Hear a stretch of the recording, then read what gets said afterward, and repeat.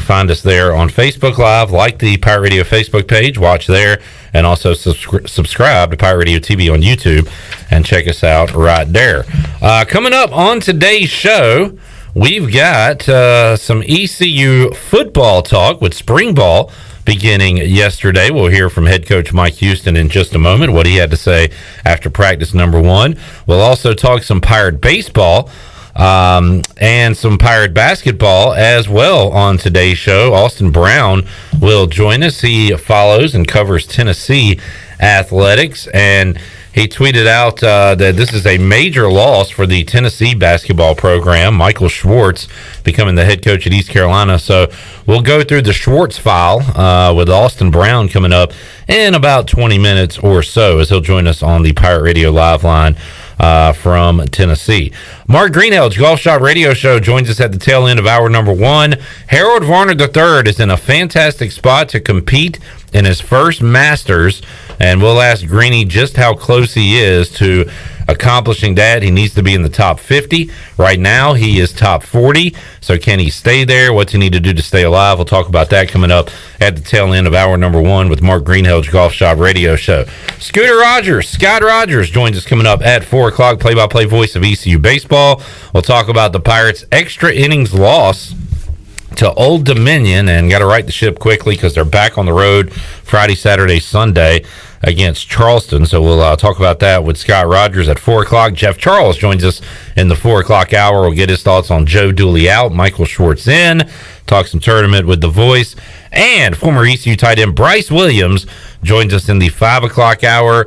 I sent Bryce a link to a printable bracket on Monday. Will he have it filled out when he gets here? We hope he does, because it could take him hours to complete one. So we'll find out what Bryce Williams has on his bracket. Bryce always gives me a rhetorical question with the answer yes when I say, hey, Bryce, are you coming in today? And you know what his answer to that was today? Chandler Honeycutt, who joins me here. What's up, Clipper? I said, hey, Bryce, you available at 5? He says, is my bracket going to beat Troy's? So I guess that's a yes. I think maybe he's already filled out one and is ready to go and calling his shot, finishing ahead of Troy D this year. All right, we got Chandler Honeycutt here, Shirley Rhodes, content junkie Schaefer, and intern Ian is here as well. Can we get Ian? Can you poke your head behind Shirley's shoulder so we can see the mustache on the camera? That mustache looks great, man. CJ will hook that up real quick. He is going with the mustache march, and it's looking really good. So just get it right up. Yeah, good work there. If you see Ian on campus or in the jungle asking questions, it's because we sent him out there. So don't be alarmed, and don't be creeped out when you see that mustache approaching you. Yeah, that looks good, man. Good look there. All right, so let's I tell you what, let's start with some football talk. And Shirley, I'm going to need you to back that thing up. Back it on up, because we got some constructing to do. Give me some noggin. Hey, put her there. CJ's left out. CJ, we got to get you a hat, man. No, we don't. How about CJ's performance on the show yesterday, Chandler? What did you think of that? It was great. You thought it was good? Yeah, I loved his analysis on the ECU football practice report. It really upset me for some reason. Really irked me. All right, your ECU football countdown to kickoff is brought to you by David Price Construction. Run by ECU alums, David Price Construction specializes in commercial projects, maintenance on facilities, and large-scale residential renovations and additions. Give them a call today, 919-292-5532, or visit them online at davidpriceconstruction.com for all your commercial or custom residential and building needs. David Price Construction, the proud ECU Home Services partner. And Chandler, how many days away from ECU kickoff are we at this moment? Clip, we are 171 days away until the Wolfpack of NC State invade Greenville, North Carolina. They come into Dowdy-Ficklin Stadium. Pirates coming off a 7-5 record last year, a bowl appearance that never happened, but Can't wait for that to happen, but we'll have to wait 171 days on the David Price Construction countdown to kickoff. That is going to be a fun Bud Light pregame tailgate taking you up to that kickoff. East Carolina and NC State, Dowdy-Ficklen Stadium rocking. What is your ideal kickoff time for that game? 3:30. All right. I want to say that NC State game in 2010 when Russell Wilson was picked off by Damon Magazu was 3:30. Huh. I was thinking that was a nooner. That could have been a nooner. I remember the one where Daniel Evans came in here and had a big game. Yeah. I feel like that was a afternoon start that maybe ended early evening. That game stunk, didn't it? That was terrible because ECU was favored in that. Yeah, I remember that. And a lot of times in this NC State ECU series, the underdog has won. That did not happen the last time the Pirates went to. It's not happened the last two times the Pirates have gone to Carter Finley Stadium. No. But the Pirates will probably, well, I couldn't say it, they will be an underdog in that week one game. Will State be a top 10 team in the country? I hope so. Put Me them too. all the way up there. Put them in top 5. Put them as high as they can go. And we'll knock them down. Coming up week one of the season, your David Price Construction countdown to kickoff. We are -1 days away from spring ball. It started yesterday. And Mike Houston talked to the media after practice number 1. And let's hear some of those comments. All right. I would say an enthusiastic day 1. Had great weather. I mean, gosh, I wished every day was going to be like that. I've had a couple of recruits out there at practice. I told them, I said, every day was like this at East Carolina, mid-70s and, perfect weather. But good weather, good energy. Everything wasn't perfect, okay, but there's a lot of good stuff out there, especially, you watch our top units, and, they look a lot like what you want them to be day 1. So, it's in helmets, you don't have the contact piece put in there. But it was good to be back out there and good to get started. So we'll be back at it on Thursday. All right, Mike Houston fired up, ready to go, spring football 2022. And he doesn't have to teach the team how to practice this year. That was established years ago. I remember that famous line by Coach Houston. Now everything's got to be flowing a lot better with staff continuity and an experienced team. And he talked about that. Cut to Shirley yesterday. Well, just the fact that your roster is finally stabilized. Now, you got good numbers, and all those young kids we played in 2020. They're third-year guys. They're starting their third year, and their second spring practice. So I think you just have very good stability with the roster, and I think you got some areas that you want to try to. Make sure, hey, we got to address this right here and see who this is going to be. Is it somebody within our program? Is it somebody we're going to bring in at a later date? What is it? You got some small areas like that, but for the most part, you've got, units, both sides, 1s and 2s where you feel really, really good about them. And they know what to do. All right, that is a positive sign right there. Sounds like the team knows where to be. They still, have those young guys around. But now you've developed so many upperclassmen and leaders, they can do some coaching on the field during practice for some of those youngsters. Question on Facebook Live from Levi. Do you think there will be any Thursday night games? Not only do I think there will not be, I know there will not be, but 2 Friday games on the schedule. So you go Saturday at home throughout September, 4 home games in September. October begins with 2 road games. You've got a home game on another Saturday, 2 home games back-to-back, the 22nd, the 15th of October. And then Friday, October 28th, on the road at BYU. The next week you're off. And then the following week, November 11th, at Cincinnati. That's also a Friday. So from the end of October to beginning of November, you go Friday night, off week, Friday night. So you'll have 3 Saturdays without ECU football, 2 Friday games, and those are the only non-Saturday games scheduled for 2022. Do we play Cincinnati every year on a Friday? It seems like it. Yeah, that's our Friday game. I'm just glad we don't have that home game Thanksgiving weekend. Yeah, that is true. So our home finale, students will be here November 19th, right? I would think. Yeah. That's that's and that the could week be before they go home. A crucial game against Houston at Dowdy-Ficklen Stadium. That could end up being what I and Mark Lindsay like to call a big ball game. For sure. So, in terms of big ball games. Yeah. Shirley, let's hear what Mike Houston has to say about the quarterbacks. Obviously, Holton Ahlers, your QB1, and now all of a sudden you've got some guys that have been in the program for a while at QB, including Mason Garcia. Troy D asked about the quarterbacks. Well, I mean, they're all competing, okay, and that's where I spoke at a luncheon today. You know, we have a very experienced starter, a guy that's a really good player in this league. We have other players in that room that are really good players. You know, if one of them can beat him out, have at it. I think that'll be difficult to do, but, it's a competition every single day. Mason was getting most of the reps with the twos and some of the reps with the ones today, and that's kind of how we'll do it. Stubby was getting a lot of the reps with the twos today, and then Alex and Walt got some other reps in there. So it's going to be a deal where we're going to let them sort it out, but, that's where we'll start at.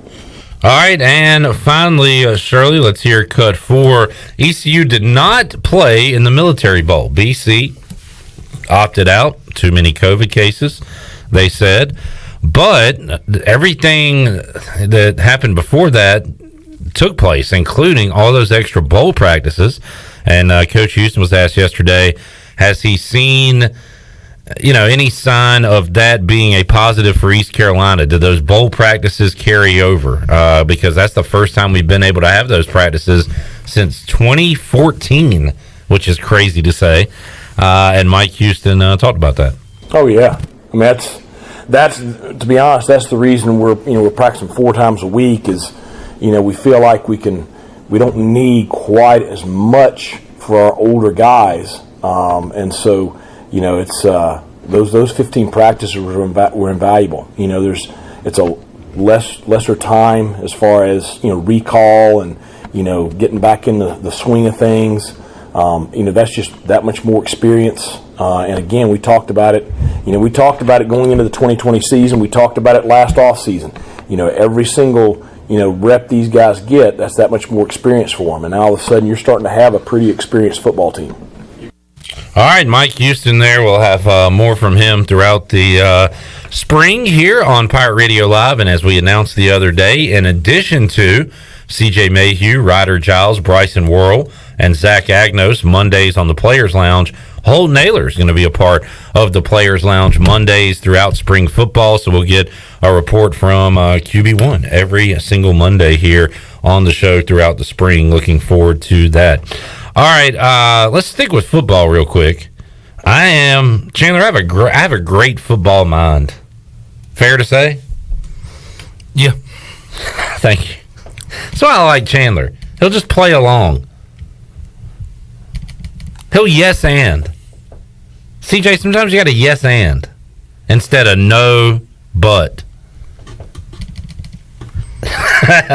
Well, just straight silence from CJ. I guess he knows his role. That's his role here on the show. All right, now you got me. Antagonizer. That's enough. I said Friday that if I could place a bet on what division Deshaun Watson would end up in,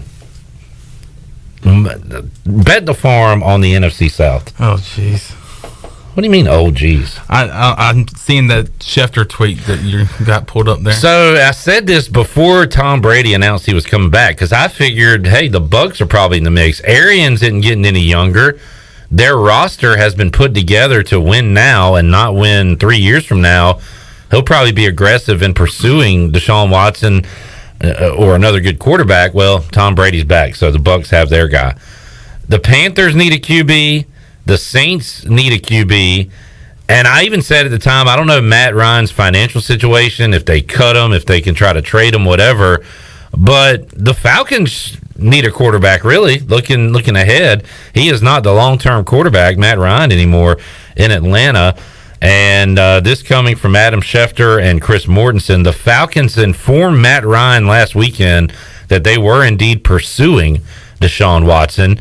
The line of communication has been kept open between Ryan and the Falcons. I kind of like this. I like the honest approach that they took with the quarterback. If you're Matt Ryan, you're probably upset, but I mean, you appreciate the honesty. You appreciate it, but look where you are in your career. Look how the team did last year.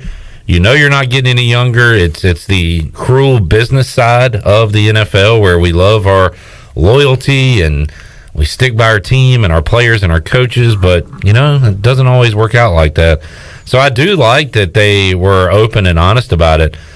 Now the Panthers need to go and tell Sam Darnold, "Hey man, we're pursuing Deshaun." I don't think they need to even tell him. This is a totally different case than that.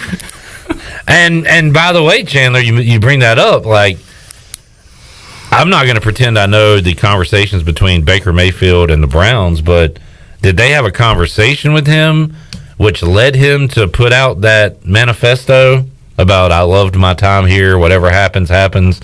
Or is he like just hearing things through back channels and saying, "Oh, well, they don't like me here anymore"? I don't know, but I do like the open honesty, whatever that the Falcons and Ryan have going. And I don't know. I don't want him to go to the Falcons because you'll be upset. But I'll be more upset if he goes to the Saints. I do want him to go because that would just create a whole nother domino. If he goes to Cleveland, Baker Mayfield will be starting for another team next year. That's right. You would think. And if he goes to Atlanta, Matt Ryan, that would be fascinating to see who ends up with Matt Ryan next year. Well, see, here's the problem with this. And do one of those guys go to Carolina? I mean, that's a good question. Would you like Matt Ryan to be your quarterback next year? Over Sam Darnold? Yes, absolutely. All right. But here's where I get upset. A lot of, this is where I don't like to share things. Kids don't like to share their toys. People were told that the Panthers and the Saints were the only ones in the mix for Deshaun Watson, and then all of a sudden it comes out that the Falcons and the Browns are in the mix too. Well, you don't have the right to Deshaun Watson. I know that, but man, you tell me that it's only between me and the Saints? Well, I'll say me and the Saints. The Panthers and the Saints? No, it's just you. Nah, it's between me. Now it just gets me nervous that he's not going to want to come to Carolina. Yeah. But does he want to go to the Falcons where they just lost their top receiver? Or, I mean, they still have confidence. But is he choosing his destination or are the Texans choosing the best trade partner? I guess he can say it's no up to him. To going to a team. Yeah. I mean, all offers have been approved. Now it's up to Deshaun Watson to make the decision. Ian, let's get your Pirate Radio Live debut. I got something for you. Rank the starting quarterbacks in the NFC East from 1 to 4. 1, Jalen Hurts. Okay, I know you're an Eagles fan. Now do it seriously. All right. 1, Jalen Hurts. All right, nah, I'm done. All right, and you know what? He's a true fan. I'll give him that. That was a short debut. Yeah, great showing today. Well, if you ain't first, you're last. So that's all you need is number 1. The Eagles have the worst starting quarterback in the NFC East. CJ, you rank them. Who's that? Daniel Jones? No, Dak. I'm going to go Dak, Hurts. Whoa! Wait a minute. Dak. No. Dak, Hurts. What do you mean no? Wentz, and then Daniel Jones. I can crap on Wentz, but yeah, he sucks. You're saying Jalen Hurts is better than Carson Wentz? Yes. Y'all are insane. Y'all don't know. It's not. What? Y'all? I know you don't know football. We learned that yesterday. Now wait a minute. And you're sick. Your head's spinning. You don't know what you're saying right now. I mean, the Bryce the World spins did get to me the other day. Is that what made you sick, you think? Yeah. We talked about him getting injured, and I'm getting sick. So y'all would rather have Jalen Hurts than Carson Wentz? Yes. For the future and for 1 year. All right. Did you have... Was Wentz number 2 for you? Yeah. What do you mean? Do you think it's that big of a gap? Yes. Dude. What is... You've been watching old-ass Roethlisberger. You don't know what a good quarterback looks like. You're right. That's why I know. That's why I can tell you Carson Wentz isn't good, because I know what that looks like. Wow. I mean, the Carson Wentz that I saw that last game of the regular season against the Jaguars, yeah, I don't see him number 2 on any damn list. Is Carson Wentz ahead of Daniel Jones? Yeah, I said he's third and Daniel Jones is fourth. All right, that's what I'll celebrate that. You know the meme. Right. The Giants did just sign Tyrod Taylor. Is he ahead of Daniel Jones?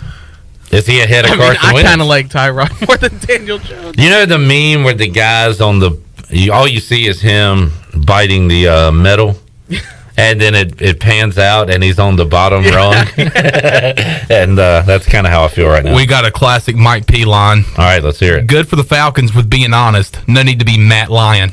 Thank you, Mike. That's a great one to take a break on. We will take a time out, come back. We got a lot of ECU baseball to get to later on with Scooter.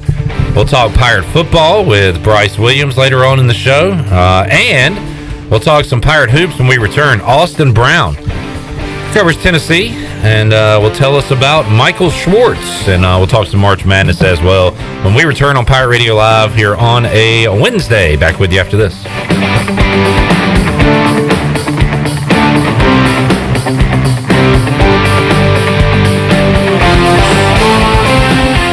It's bow time. Ever taste something so good you just get hooked? Like the Bojangler, the only fish sandwich splashed with Bo's famous seasoning. So we're having a fish fry, Bojangle style, spicing up premium fish fillets with the good stuff and slathering them with melty cheese and tangy tartar sauce to hook your taste buds with just one bite. Reel in a Bojangler today, only at Bojangles. It's bow time. Hey Pirate Nation, Lindsey Gray here with Carolina Caliber. In 1960, my granddaddy started his firearm business right here in Eastern NC. Still family owned and operated, we have the area's largest selection for outdoor shooting sports and accessories and are one of the nation's top firearm dealers. At Carolina Caliber, we have everything you need from hunting, home defense, and personal protection, including a wide variety for ladies and youth. We buy, sell, and trade. It's a time-honored tradition. Visit us at Carolina Caliber on Fire Tower Road in Winterville. My whole business just went up in flames, but my agent was there before the fire was out. We started a plan. I've got 25 employees who could be out of a job if we didn't get this place running again. My independent agent and auto owner's insurance, they made sure we didn't skip a beat. I mean, we didn't miss a single payroll. That's incredible. For whatever lies ahead, we're always there. This is Jeff Gibson with Town Insurance in Greenville. Call me today at 756-8300. Go Pirates! Hello, Eastern North Carolina. If you're looking for a great place to work with competitive pay and advancement opportunities, Pitt County Schools is hiring. We employ over 3,000 people, and we're one of the largest employers in Pitt County. Pitt County Schools is currently seeking teachers, bus drivers, school nutrition personnel, facility staff, custodians, clerical staff, and more. We offer advanced leadership opportunities for our educators and competitive pay for our skilled labor force. Come work for a diverse, thriving school system and be an important part of ensuring success for the students of Pitt County who are the future of Eastern North Carolina. To fill out an application, visit our website today at pittschools.org. That's pittschools.org, or go directly to our job postings at bit.ly/PCS employment. That's bit.ly/PCS employment. Pitt County Schools, engaging, empowering, and elevating every student and every staff member every single day. The Rick House is Eastern North Carolina's premier American-style restaurant and bourbon bar. Join us at the Rick House for mouth-watering steaks and made-from-scratch pastas. Check out the 16-ounce cowboy steak or the seafood delight pasta. Join us for our legendary brunch on Sundays from 10 to 2. The Rick House can feed your larger crowds with off-site catering and room for 125 in our adjacent banquet hall. The Rick House, American Provisions and Spirits, 710 Red Banks Road beside the bowling alley in Greenville. Be sure to check out David Price Construction for all of your commercial or custom residential renovation and building needs. Run by ECU alumni, David Price Construction specializes in commercial projects, maintenance on facilities, and large-scale residential renovations and additions. Proud to be voted the Remodeler of the Year by the Home Builders Association of Raleigh-Wake County in 2018 and Best Business Commercial Remodel Project winner for 2020. David Price Construction, the proud ECU Home Services partner.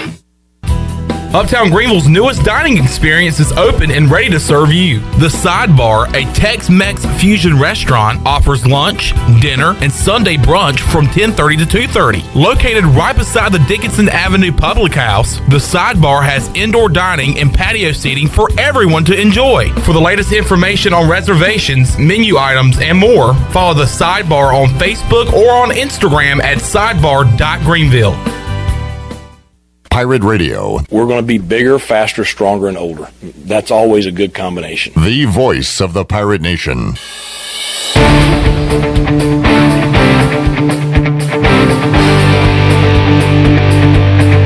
You're listening to Hour 1 of Pirate Radio Live. Do you need custom t-shirts, apparel, or promotional items for your business, organization, or event? Keep it local. Print it local with University Sportswear. Contact them today at universitysportswearenc.com. Now, back to the show. Welcome back. The best place in Greenville to unwind after work and enjoy the outdoor dining area is AJ McMurphy's, featuring events and live music every weekend, and AJ's is the place to be. Coming up tomorrow with the fun kicking off St. Patrick's Day at 11:30 a.m. AJ's will be featuring a special Irish menu, including corned beef and cabbage. They'll also have bagpipers that'll kick off the night at 7 o'clock, followed by live music featuring Peyton Winstead. Make today and St. Patrick's Day an AJ's Day. Now let's head back into Pirate Radio Live. Here is your host, Clip Brock. Peyton Winstead, former Pirate. Sounds familiar. Will be playing at AJ's. That's pretty cool. We've been trying to get him on the show. I guess he's already too big for us because he keeps giving me, I'd love to do it. Can't do it now, but I'll do it later. And never shows up. So try. Well, we're going to get him in studio and play a live ditty for us at some point. But that's really cool. So that's coming up Thursday night. Also, one would argue that the action really begins tonight at 8 o'clock at AJ's Sports Trivia, as the Coneheads, Dino Heads, whatever they call themselves, CJ's team has won. They won 2 weeks ago, last week finishing second, right? It's a hot streak, that's right. You got it going pretty good there. So Sports Trivia tonight, 8 o'clock. As you guessed, there will be a lot of NCAA tournament-related questions coming up, 8 o'clock tonight at AJ McMurphy's. Hope to see you out there. We'll have a good time. All right, let's head out to the Pirate Radio Live line and talk some Pirate basketball and some Tennessee Volunteers basketball with Austin Brown. He joins us today, covers the Vols, follows the Vols, and going to tell us about Michael Schwartz today. Austin, we appreciate your time. How you doing, man?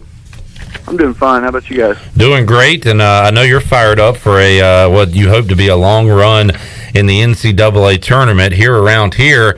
Austin, we're just dreaming of the NCAA tournament, hoping we get back for the first time since 1993 at some day. So kind of two totally different stories regarding Tennessee hoops and Pirate hoops right now, but they're intertwined at the moment because the Pirates are going to name Michael Schwartz their next head basketball coach. In fact, there is a Zoom coming up in the 4 o'clock hour. We'll get some audio your way on that coming up at 5 o'clock later on in the show. But Austin, I saw you tweet out that this is a big loss. I've seen at least one Tennessee fan say they thought that and hoped that Michael Schwartz would be the guy that maybe took over when Rick Barnes stepped down. He is the associate head coach in title. So, what does this loss mean for Tennessee, and what has the fan reaction been to Michael Schwartz heading here to Greenville? Yeah, I think it's a big loss because he's been with us for every year Barnes has been here. He's the main mind on defense. He creates a blueprint on defense and international recruiting. He's just always been the right-hand man for Barnes. And it almost seems on the sideline like he does more coaching himself than Barnes. And he just doesn't want to – I personally hoped he would take over. Some other fans may have thought they want Steve Forbes or a guy like that to take over. But this is, I think, the fourth head coach we've lost, or fourth guy we've lost from the staff to become a head coach. And, but I think the guy's got a really good coach. Like, this is – of the four we've lost, this is easily the biggest loss, in my opinion. And you mentioned the international recruiting. That's something that I've seen Pirate fans talk about too, because recruiting is such a tough nut to crack, especially here at East Carolina. But if you can find diamonds in the rough, especially internationally, That's a big feather in the cap. It sounds like he's had a success in doing that over the years. Yeah, for sure. With Yves Pons and Olivier Kamwa and Santiago Vescovi, just guys that not many people went after and came here and scored average 15 points a game and just been kind of rocks for us. It's been kind of like a trademark of the Barnes era in the second half is our international guys, and a lot of guys feel look at it kind of something similar to what Gonzaga does.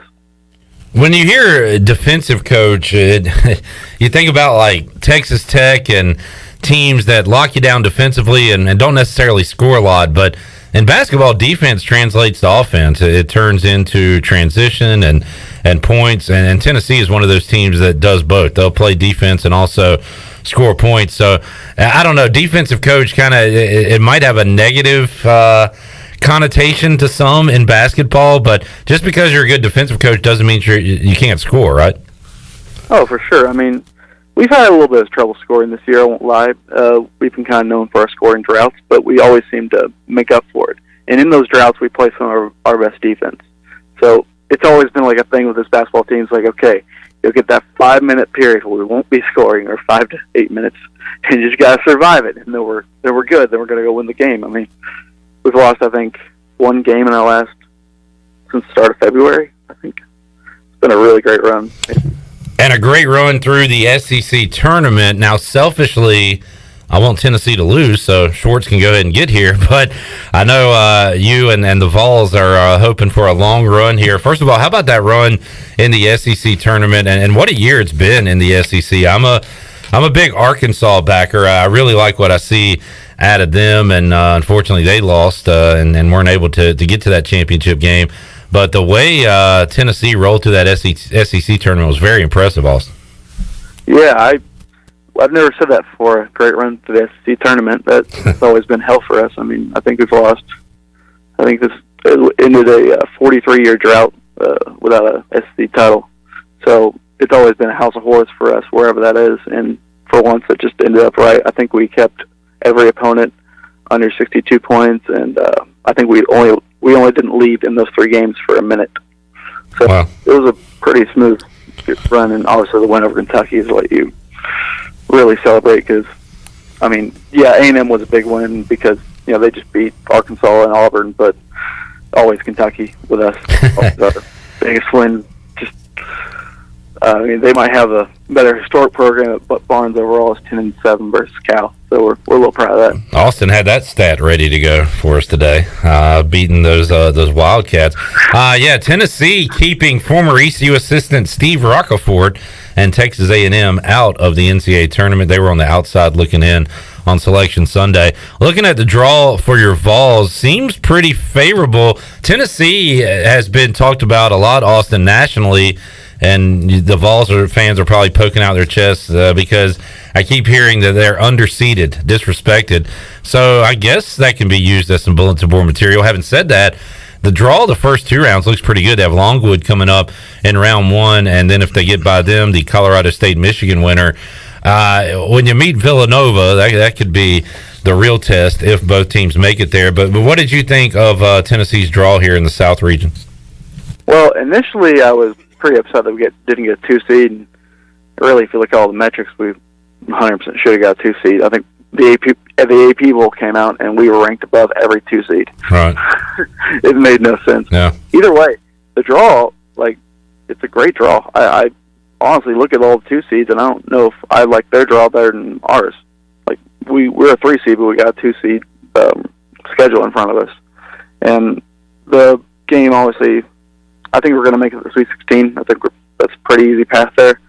And the game against Villanova, potentially, I think we played them earlier in the year, and we lost by 18, and that was on neutral court. But we're a much different team now than we were back then. And Barnes has a history of doing much better the second time he goes against a team. I think we lost by 29 the first time we played Kentucky, and then we won the next 2 games. Yeah. So, Austin, what does your biased or unbiased Final Four look like in your bracket? Well, I guess unbiased. Can you get by Nova and Arizona? well, got that point guard injured, Kerr. You know, and Yeah, we beat us on early in the season. And I don't know. I mean, I think that's a coin flip game, but I'm gonna, I guess, selfishly go with us as the Elite Eight matchup.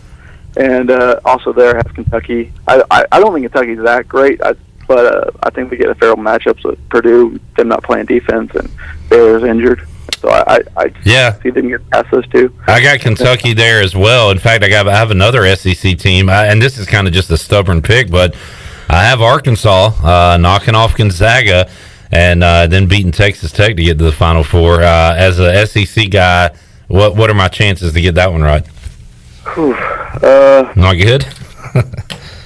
I don't like how Arkansas is playing right now. I think they've lost two of their last three, and I always look at that heavily, how you're playing right now. But, I mean, before that, they were on a hot streak. So, I mean, it's definitely possible. I know a lot of people actually haven't gotten upset by Vermont.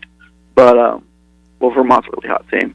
But, I don't know. I think I have them losing to Gonzaga in the Sweet 16. But it's definitely possible. How about Auburn? I have them losing in round 2 to USC. Chandler here has them losing in round 2 to Miami. How real are the Tigers? My thing with them is kind of a different team away from the jungle, right? Away from home. And I kind of worry about that. How far do you have Auburn? And we can even throw LSU into the mix, too. They're in the Midwest, and they'll be playing without Will Wade. How about those SEC teams? Auburn, I actually, same. I have them losing in the round 32. They had a good thing going early in January, but I think they peaked too early. And they're just so up and down now, and they kind of, I hate to say this, but they seem almost undercoached in some ways. They just throw up shots when you just wouldn't think it, and they don't play tough defense sometimes. It just seems like they're not 100% focused all the time. And I don't know, I could definitely see them just getting upset by a 7 seed. It wouldn't blow me away if USC beat them. That's where I got them going down. And LSU, that's interesting. I definitely see them beating Iowa State because I'm not really impressed with anything that Iowa State's done. But they play good defense, and I don't think losing Will Wade's that big of a loss. I almost think it helped them, maybe be a little bit motivation. You know, those things kind of go. I think I actually had LSU going to the Sweet 16, so, or maybe Elite Eight. It was one of my big kind of surprise things. All right, there's a lot of teams that could beat them, but I like their draw. Addition by subtraction there for LSU. All right, Austin, give us the final word on Michael Schwartz. When you hear the name, when you think about the assistant coach for the Volunteers, how do you sell him to the Pirate fans tuned in? You're not going to struggle in recruiting. He will get you players. He will have players, and you'll play good defense, and that'll turn into offense probably. And the guy, he's a great coach. I mean, he's very engaged in the game. Like he probably does more coaching in the game than Barnes does, and he's going to take you good places. I'm very confident he'll win there. And boy, Pirate fans are going to like to hear that. And this one, Austin, I don't have the answer to, and you probably don't either, unless you've heard some things at this point. But how about his staff? I mean, can he take anybody from that Tennessee staff away from Rick Barnes? Because that's kind of the big issue with a first-time head coach. Now, he's been around a while paying his dues and made those relationships, but he doesn't have a staff he can bring with him. He's going to have to piece one together. So, I don't know. Any thoughts on that? I like to say I don't really know of where he'd go with that because he's the only guy returning from our last staff. So he doesn't have long-time connections with any of these guys on our current staff, I don't believe. Right. And, I mean, I assume he's going to take some maybe coaches from some lower jobs like, you know, SoCon and ASUN, those kind of conferences. I'm sure he can pick guys off those staffs. I mean, all these coaches, they're so connected, you know. There's a place to find those guys who he feels like he has a relationship with. And I feel like he's got to been thinking about what he'd do as a head coach for a while now. Right. He's been high on our, I think our lead assistant for 4 or 5 years now. Yeah. Austin, good stuff, man. If people want to follow the Vols throughout the tournament and your coverage and hear you talk about the Vols, what do you have going on? On Twitter, Austin Vols on Twitter. Austin underscore Vols, and I'll tweet a lot about Tennessee and maybe a little Braves in there sometimes. And so how you feel about the Matt Olson, Freddie Freeman deal? It's a good deal, but torn up about it, I'm starting to I'm a Braves fan as well. I'm starting to, I tell you what, if he goes to which I guess he's not going to go to Toronto now. If he goes to anywhere other than the NL East, the Dodgers, or the Yankees, I think it'll really soften the blow. You know what I mean? It will definitely soften the blow. I'm a little afraid Dodgers. That would be so painful to see, and you just don't want, like, you always got taunted by those fans that he's going to come there one day, and you always told him no way in hell. And here we are. Yeah. We got Atlanta native who was an All-Star last year, first base now for 8 years. Yeah, I mean, that's a pretty good parting gift. Good. Yeah, definitely. I mean, you might be able to say he might have a better next 5 years than Freeman. So. All right, good stuff. Austin, I enjoyed chatting with you, man. If East Carolina and Tennessee cross paths on the diamond, on the football field or in hoops, maybe we can get you on the schedule now in basketball. A little home and home with the Volunteers. Yeah, it wouldn't surprise me because I think we do that with ECU or ETSU. All right, there you go. Maybe this will lead to a big game down the road with the Vols. Austin, enjoyed it, man. Have a good one, and we'll talk to you again down the road. Awesome. See you guys. All right, there is Austin Brown joining us. Some high praise there, Chandler, for the new ECU head basketball coach, Michael Schwartz. And he said, you're going to get players because he's going to bust his tail recruiting. I kind of like, and when he said he does more in-game coaching than Rick Barnes, kind of see that with older coaches where Coach K still coaches, but you'll see John Shire and Carrawell and those guys kind of more animated, more vocal during games at times. Yeah. So that's good to know where he's associate head coach in name, and he's doing a lot of in-game coaching. You showed me a video of him just a moment ago. Off the bench, Rick Barnes is sitting on the bench, and you got Michael Schwartz, who's a lot younger than Rick Barnes, who has probably a lot more energy. Yeah.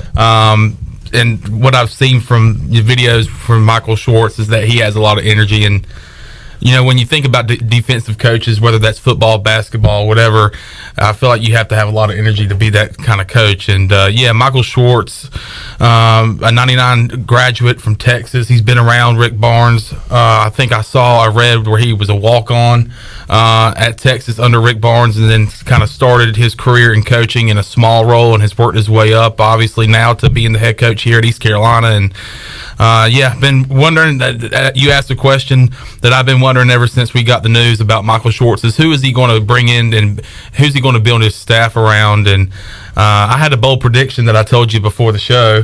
Let's hear your bold prediction. I think if Frank Haith cannot find a head coaching job, Frank Haith will be an assistant. Under Michael Schwartz. I love saying stuff like that. Like it's probably not going to happen, but that's just my bold prediction. Joe Burrow will have the career of Dan Marino. He'll lose in the Super Bowl, check, and he'll never make it back. We'll see. If that happens, I'm going to say I'm a genius. If it doesn't, people will forget. Yeah. I'll never bring it up again. If Frank Haith becomes an assistant at ECU, we're going to run that back forever, Chandler. That's a great call. If he doesn't, oh well, we'll just move on to the next take. Yeah, and what I got from that was I was looking at his resume, and he's familiar with Frank Haith. He was an assistant for Frank Haith when he was at Miami for 4 years, from 2007 to 2011, and then he reconnected with Frank Haith at Tulsa, and obviously Frank Haith just now getting fired from Tulsa after about 8 years there.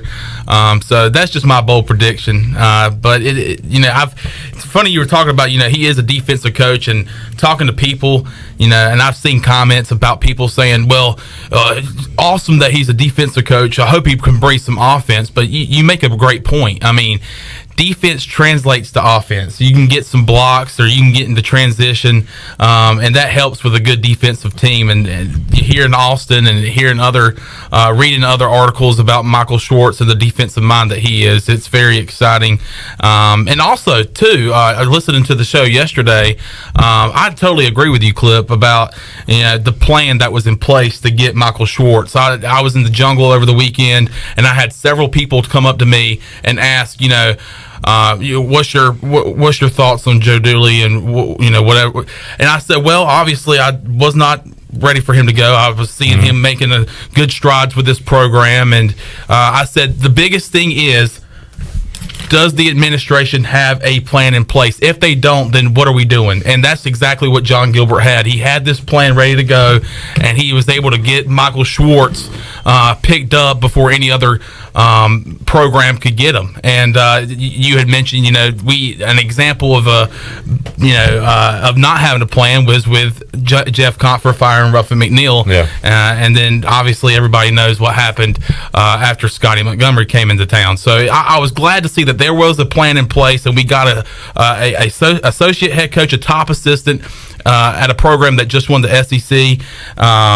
So yeah, very excited about Michael Schwartz, and you can't down the guy. He hasn't been here yet, so I'm all in on the Michael Schwartz boat.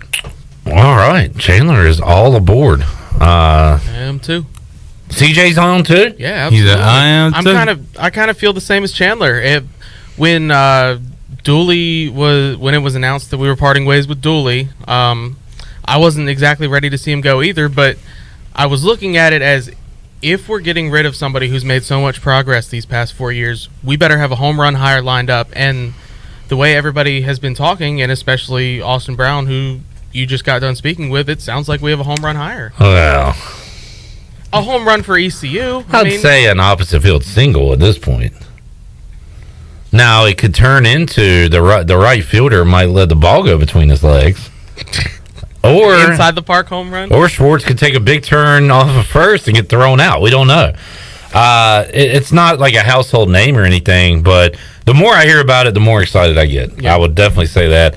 And the plan may not work out, but I like that there was a plan. And Mike Houston was plan A when we had a football opening. We got him quickly. That has turned out to work, I would say. And hopefully the same goes for Pirate basketball. Mike is asking, Mike P., is he as animated as the Tulane coach? No, he's not as animated as Ron Hunter. And don't ask about his style. There's no way he has better style than Ron Hunter. I love Ron Hunter. I do too. He is the man. All right, let's take a timeout. We'll come back. When we return, we'll talk a little golf. Harold Varner III, 40th in the world golf rankings. If he's top 50, he gets an invite to Augusta. What does he need to do to stay there these next few weeks? We'll talk to Mark Greenhalgh about that when we return on Pirate Radio Live. Scooter, Scott Rogers, joining us at 4 o'clock. A lot more to go on PRL. We're back with you after this.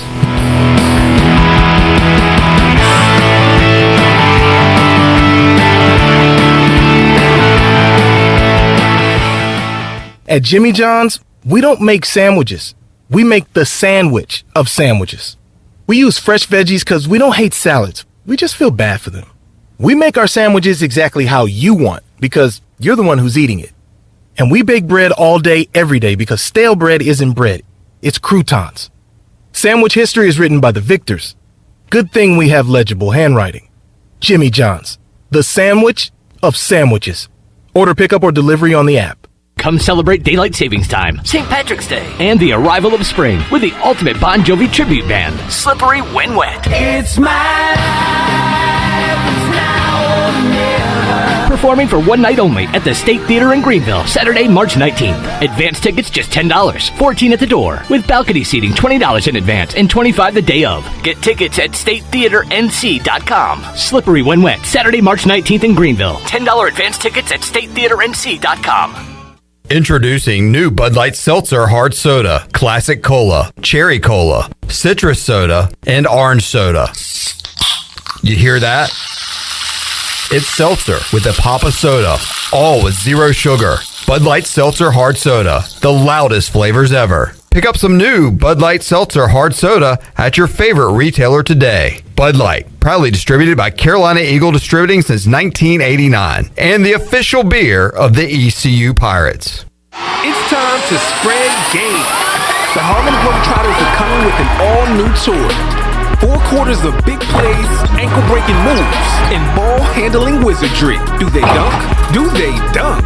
See the stars rattle the rim in the all-new in-game dunk contest. This is the team everyone can cheer for. The Spread Game Tour is coming. Don't miss the Harlem Globetrotters in Greenville on March 28th. Go to harlemglobetrotters.com. At US Cellular, we know you have a choice of wireless carriers. And while the other guys may limit your choice of free phones, at US Cellular, you can choose any phone from any brand for free. Plus, get unlimited data for just $30 a month with 4 lines.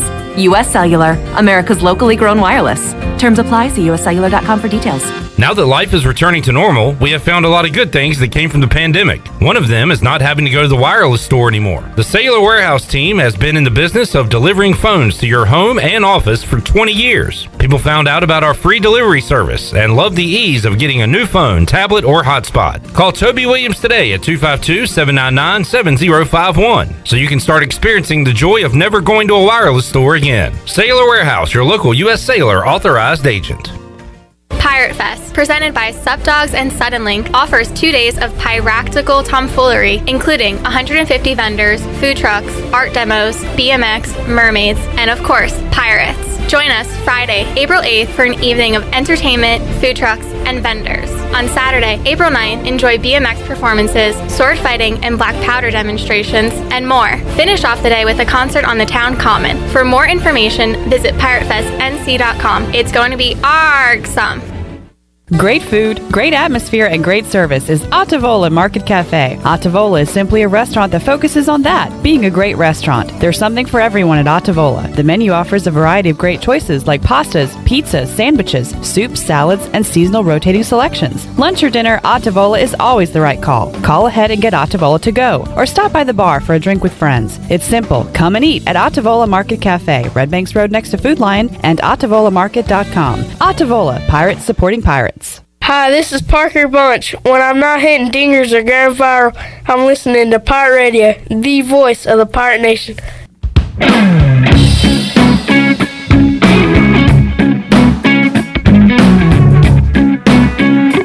You're listening to Hour 1 of Pirate Radio Live. Do you need custom t-shirts, apparel, or promotional items for your business, organization, or event? Keep it local. Print it local with University Sportswear. Contact them today at universitysportswearenc.com. Now, back to the show. Welcome back. Hey, the Kinetic Physical Therapy's Live Well Half Marathon, Free 5K, and 1 Mile Fun Run has been rescheduled to Saturday, March 26th, due to inclement weather that is predicted for this weekend. So they've moved it to Saturday, March 26th. It'll be held at the Greenville Town Common. The half marathon starts at 7:30 a.m. The free 5K starts at 9, and the 1 Mile Fun Run will start at 8:30. And the purpose of the event is to promote the health of Pitt County residents. And the event gives both competitive and first-time runners a chance to experience the benefits of physical activity and healthy living. And for more information, give Kinetic Physical Therapy and Wellness a call at 364-2806. Now let's head back in to PRL. Here's Clip Brock. Alrighty, back with you on Pirate Radio Live. It is officially official. Stephen Igo tweeting out a moment ago. Mike Schwartz has been officially named ECU's next men's basketball coach after approval from the Board of Trustees. The Schwartz era is here. Those are Stephen Igo's words. The Schwartz era is here. Yeah, we are living in the Schwartz era. And that's good because it would have been a real bummer if we talked about him all week and then he wasn't named the head coach and we'd have to go a different direction. I believe there is a Zoom press conference coming up in the 4 o'clock hour. We'll be covering that and hopefully get some audio your way later on in today's show. We'll get to Scooter Rogers here in a moment, talk some Pirate baseball coming off a tough extra innings loss to Old Dominion. We'll recap that, get you set for the weekend, talk about where we are right now with Pirate baseball.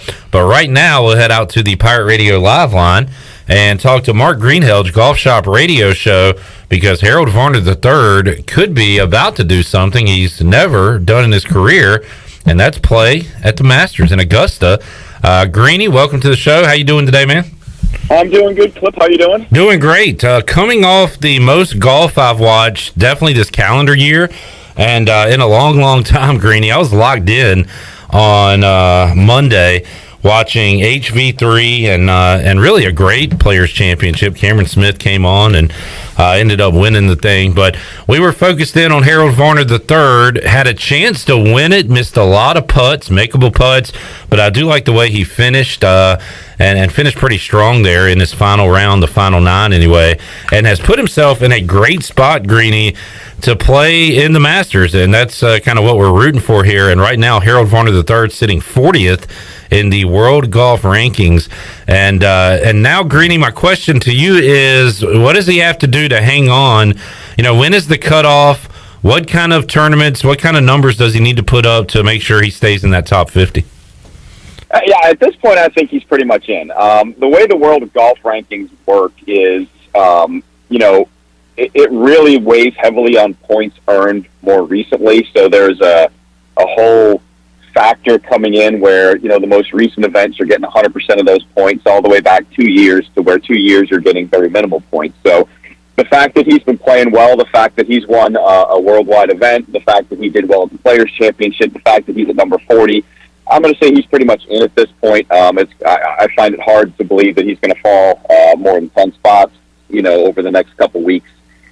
So I would say at this point that he's in pretty good shape. So I'm a 99.9% sure that he's going to be playing in the Masters. So that's good for him right now. Unfortunately, I think the 9 holes in his third round, his last 9 holes, he had an opportunity to make some putts. I mean, you and I talk about it all the time. For the week, he was like plus 0.1 something in strokes gained. The problem was on that third round, he was almost minus 4 shots to the field and shot even par. So, I mean, if you just say he shoots 68, he might actually have the lead going into the round 4. So that's where it's fallen off, and that's what he's going to continue to work on. So they did wrap it up on Monday, Greeny, and I believe the tournament coming up beginning tomorrow, it's in the state of Florida as well, right? So not a much travel for these guys. Right, yeah. I mean, they don't have to go very far to the Valspar. You got some of the top names that maybe didn't have some success last week. I mean, man, it was interesting to watch when they went back to play on Saturday. There were some big names that were right there. Unfortunately, they had to play 16, 17, and 18 in that horrendous win. Yeah. We watched 4 straight guys, Brooks Koepka, Colin Morikawa. These guys dump it in the water on 17 and explode the rest of the way. So a couple of those guys like Morikawa, I think, are going to try and make a comeback this week at the Valspar.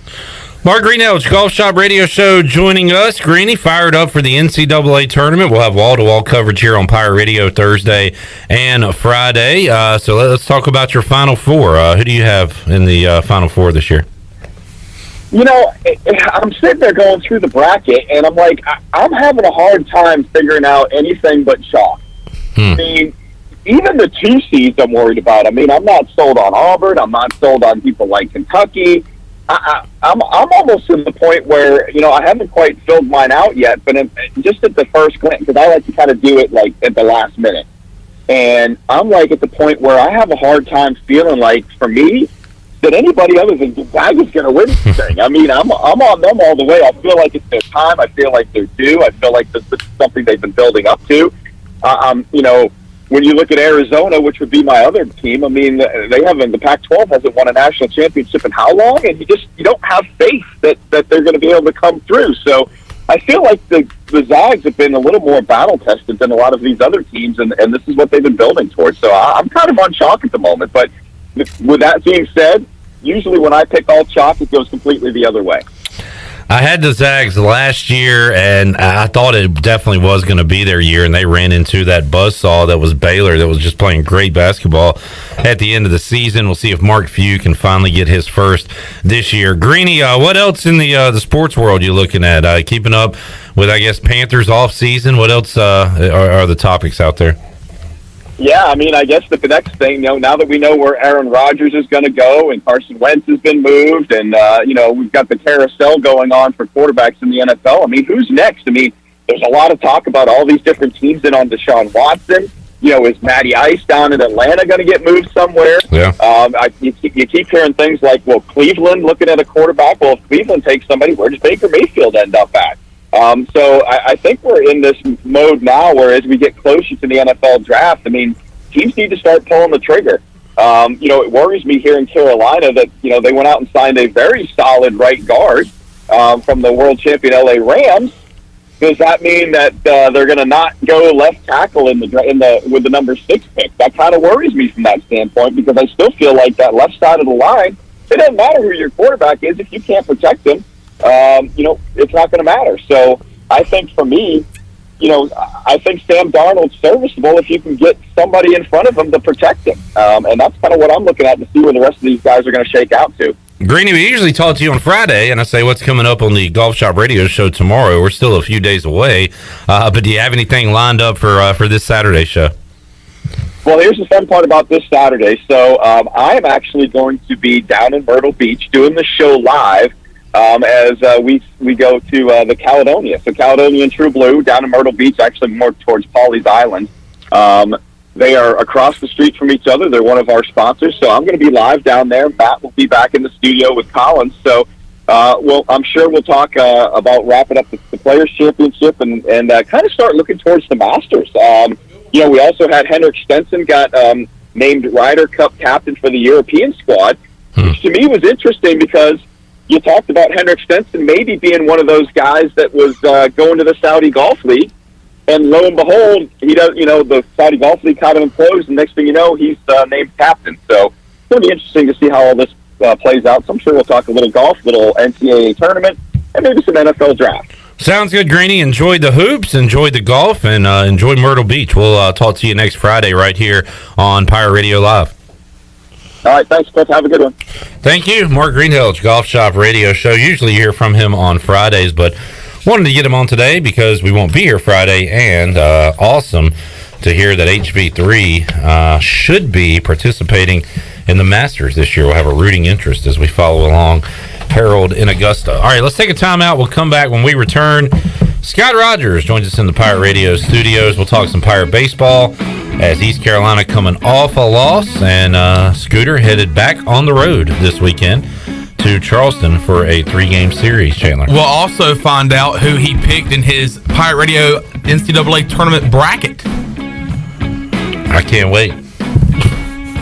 When the field was released on Sunday, I was thinking, who's Scooter having win it all? No, that's the first person I thought of. And we're going to find out when we return on Pirate Radio Live. We're back with you after this.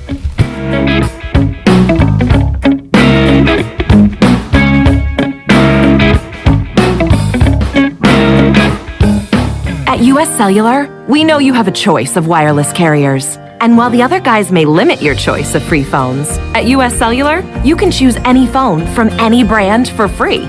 Plus, get unlimited data for just $30 a month with 4 lines. US Cellular, America's locally grown wireless. Terms apply. See uscellular.com for details. This is Brandon Tate, owner and operator of Atlantic Wireless, an authorized agent for US Cellular since 1997. Visit atlanticwireless.com to find the store near you. We go beyond the call. In studio with Jeff Stein from Brown & Wood. What's new, Jeff? For 2 years in a row, we've been voted #1 in Greenville, so we're super thankful. For 2022, we've decided to make it the year of the customer. We're taking more COVID health safety protocols with some personal test drives where, you don't have the salesperson riding along with the customer. It actually makes them a little bit more comfortable, and they can take a drive and kind of go where they want to go and drive it how they want to drive it. Brown & Wood, your #1 dealership in Greenville and the home of the lifetime powertrain warranty. The Special Olympics USA Games is my time to shine. And Jersey Mike's Day of Giving is yours. Grab a sub on Wednesday, March 30th, and all sales will be donated to the Games. Jersey Mike's, be a sub above. The Special Olympics USA Games is my time to shine. And Jersey Mike's Day of Giving is yours. Grab a sub on Wednesday, March 30th, and all sales will be donated to the Games. Jersey Mike's, be a sub above. The celebration is on. Save the date for Saturday, May 14th as the town of Farmville celebrates 150 years with a Black Tie Gala from 7 to 11 p.m. Music will be provided by the Raheem Walker Project, and dinner will be served. Tickets are $75 per person or $650 for a reserved table for 8. All proceeds benefit the Farmville Chamber of Commerce, and to purchase tickets, call 753-4671. Save the date and enjoy a night out on the town at the Farmville Black Tie Gala Saturday, May 14th.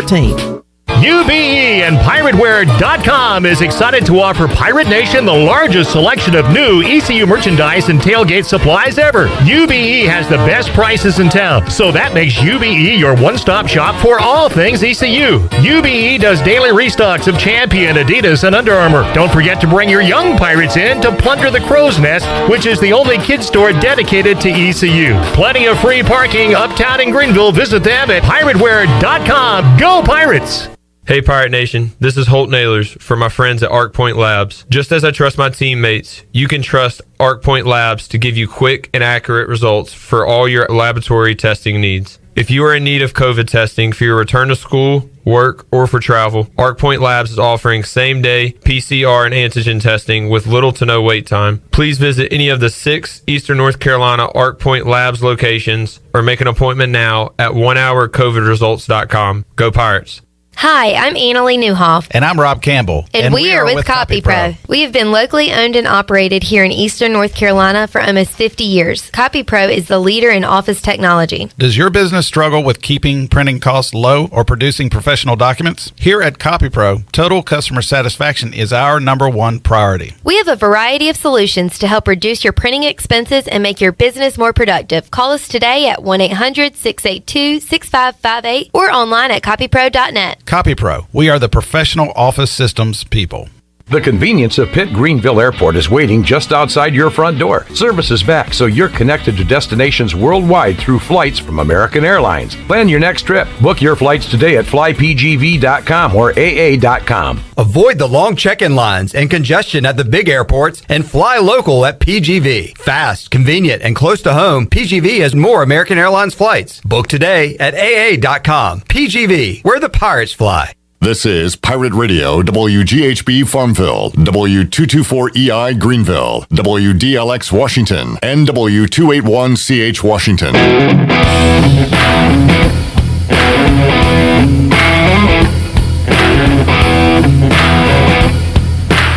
This hour of PRL is brought to you by Tommy's Express Car Wash. Come experience the difference at Tommy's. Now open at the corner of Greenville Boulevard and Red Banks Road. Doesn't your car deserve it? Visit Tommy's Express Car Wash today. Now back to the show. Welcome back. Town Insurance is your premier independent insurance agency. From maximizing opportunities to minimizing risk, Town's Insurance Advisors offer expert professional advice to clients of all sizes. For personal or business insurance questions, call 756-8300 today. Now let's head back into PRL. Here is Clip Brock. All righty. We got the news Friday afternoon late in the show that Joe Dooley would no longer be the head coach of ECU basketball. And as we sit here on Wednesday at 4:08, we officially have a new basketball coach. That worked fast. Michael Schwartz is the man. Now we got to root for Tennessee to lose, right? So he can get here and recruit Tristan Newton and Brandon Suggs and R.J. Felton and those guys to keep them here and get to work. But some folks, including Shirley Rhodes and maybe Scooter, we'll find out in a moment, think Tennessee's going to make a long run in the Ncaa Tournament. Let's talk some baseball first, though, with the play-by-play voice of ECU Baseball. Scott Rogers joins us. Scooter, how you doing, man? Doing good, Clip. How about you? Doing fantastic. Mustache looking great. Thank you. So looking very solid over there. Tough one yesterday, Scooter, and we could not watch it, so we followed along Stat Tracker. And I said this yesterday on the show. You see in basketball games, they'll pop up the graphic lead changes. 15 lead changes, 4 ties, whatever. You don't see a lot in baseball, but we could have used that yesterday because, man, that thing was wild just following along of all the swings in that game. And it looked like a wild one in Norfolk. You saw it all. It was very wild one. From a baseball fan's perspective, it was a great baseball game to watch. From an ECU perspective, disappointing finish. Sure. But it was a great game to watch in person. Between the home runs from Old Dominion, our pitching late in the game, our hitting as well, it was an all-around just great baseball game yesterday. I pulled it up when C.J. Mayhew, the schedule the other day, and shame on me, I forgot how good ODU was last year. I didn't realize they were ranked this year. So they're a really good team, and the Pirates knew that, the players knew that. But you got to see them. How good was ODU when you got to see them live yesterday? Old Dominion, a very, very good baseball team. Me and Coach O were looking at their numbers coming in, and we didn't realize this until right before the game. They had almost 80 extra base hits coming into that game. Wow. They very good offensive club, and they got some pitchers too. Guy who came in, I believe it was the 9th inning for them yesterday, Noah Dean, left-hander. He was sitting 97-95 on the mound yesterday. They used pretty much all lefties against us yesterday except for the 10th inning. But their bullpen very good. They got very good pitchers, very good hitting, and that's the team that will probably make a deep run in the NCAA tournament this year. Well, if my math is right and your math is accurate, they now have 88 extra base hits because they had a few yesterday, unfortunately, and got them in bunches too. I remember ECU had a lead, and that lead was 6-3, 7-3, 7-3, and then I guess they just started hitting the ball out of the ballpark. They did some long home runs from ODU yesterday, but you look at us yesterday, pitching wise, we were fine. And Ryder Giles, I mean, he's a heck of a shortstop, but he might be able to switch to the bullpen the way he's pitching these days. 2 2/3. I mean, he pitched lights out again yesterday on the mound, and he did it against Maryland as well in the LeClaire Classic. But he's obviously a very versatile player when it comes to defense, so it's good to have those options. And I think that's one thing that threw off Old Dominion yesterday with him and Zach Agnos coming in was, you look at Old Dominion being a power hitting club, you bring in a guy that's throwing 69-70 on the mound, they can't even touch it. But Old Dominion, a very good club, and the Pirates never quit yesterday. I mean, that was a very good performance by them. Really another great overall performance from them offensively and defensively, but just came up just short there in the 10th inning. Pirates fall to 9-8 on the season. Old Dominion now 14-1 on the year. Pirates will have their first true 3-game road series coming up this weekend. Played a couple on the road during the weekend in Chapel Hill, but their first 3-game set on the road, Scooter. And what, if anything, do you know about the College of Charleston? They beat Texas last night. That they did. Saw that on Twitter, making some headlines and some likes and some retweets. So that'll get your attention, right? It will. I believe they're around 9-7, 10-7 right now. So they're very good coach, Chad Holbrook, being their head coach, former head coach at South Carolina, also played in college at North Carolina, whose son is actually playing for the Tar Heels right now. Very good player. So they'll be ready to play this weekend. I know they used their Friday night starter for an inning last night. So that might be interesting to see what they do from that perspective. So they wanted that one last night. They did. They did. And they got it. But a very good opportunity for the Pirates this weekend. We talk about RPI a lot with them beating Texas last night, us going down to play them on the road. Very good RPI opportunity for us this weekend.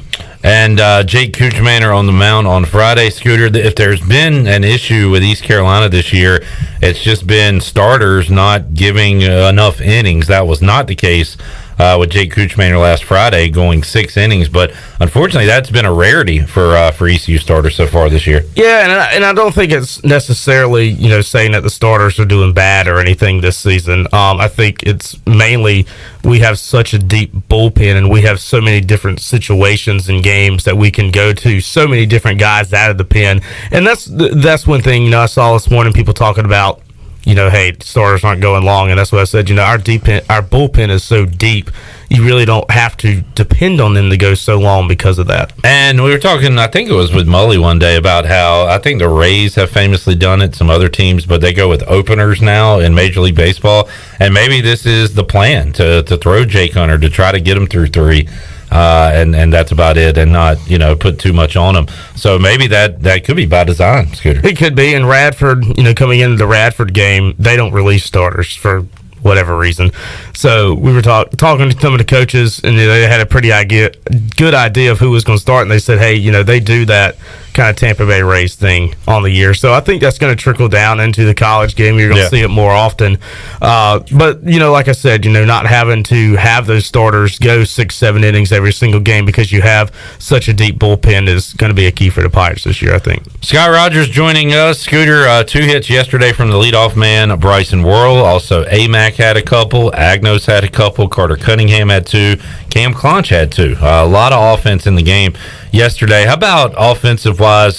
Jacob Jenkins Coward had a hit in the game, and we saw him homer over the weekend as well. He has been a great bat in that 3-hole for East Carolina. But how about offensively for East Carolina? Who's standing out to you right now? Right, just as you just said, Jacob Jenkins-Cowart, for him being so young and doing what he's doing in this lineup, I think is big. Alec Makarevich, another one who has been pretty consistent in this lineup. Lane Hoover, another one that's been pretty consistent. There's a lot of guys who are really good in this Pirate lineup, and I think they're just going to continually get better at the plate as the year goes along. Scott Rogers joining us. Scooter, how was the press box at ODU? It was a little tight. A little tight up there yesterday. Oh, it was tight. Like good? No. Oh, okay. Bad tight. No. Yeah, bad tight. Okay. But they're in the process of fundraising for a new baseball renovation up there. It was a neat area. It's right in the middle of campus. Neat area to be at, but they definitely need that renovation to come through quickly. And with me spending for a cheeseburger, chips, and drink at their concession stand yesterday, $15, I know where they're getting that money from. There you go. Renovation. You helped them out. Yeah. And why are they doing that? Well, A, they need it, but B, they want to host regionals, right? And I had forgotten, you brought up a good point when you came in here, that you saw why they were unable to host a regional, why they were on the road as a 1 seed last year. Yes, for sure. And, they played down in South Carolina. They actually were supposed to host a Super last year. I'm pretty certain of that. I can't quite remember for sure. But they had to play at South Carolina last year because of that, and they were a 10th inning walk-off homer away from beating Virginia last year and going to Omaha. I remember saying it because I was kind of bummed that we didn't match up with them on the line, because if East Carolina would have won, and maybe it was I can't remember, but there was a scenario where possibly East Carolina could have hosted a Super if it was ODU. If they would have matched up with ODU, they probably would have hosted. Scooter joining us. Scott, let's talk NCAA tournament, and I think I gave you the bracket, so I don't have it in front of me. All right, you just filled one out and got into our contest. So who do you have making the Final Four? My national champion is Texas Tech. All right, so your whole thing's riding on the Red Raiders. Yes, defeating our new head basketball coach in the national championship in Tennessee. Schwartzy. That's who I have as my national championship. My memory's bad. I can't remember who's in my Final Four. We'll just have the final two.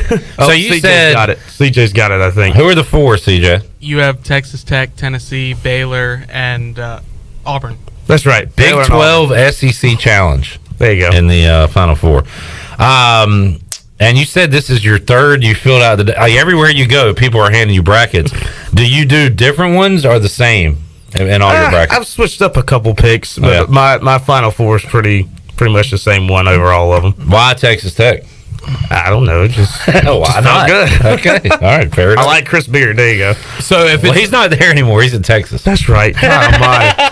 Well, see, if it's up to Scooter, we won't see Michael Schwartz in Greenville for a month. Yeah, we need him to lose. We need him to lose tomorrow or Friday, whatever they play. Well, I would like to hear East Carolina mentioned in the national championship broadcast. Michael Schwartz, after the Jim Nance talking about him heading to Greenville, North Carolina. That's great. And then he'll say, Greenville, North Carolina is a great place to be. Played golf there once.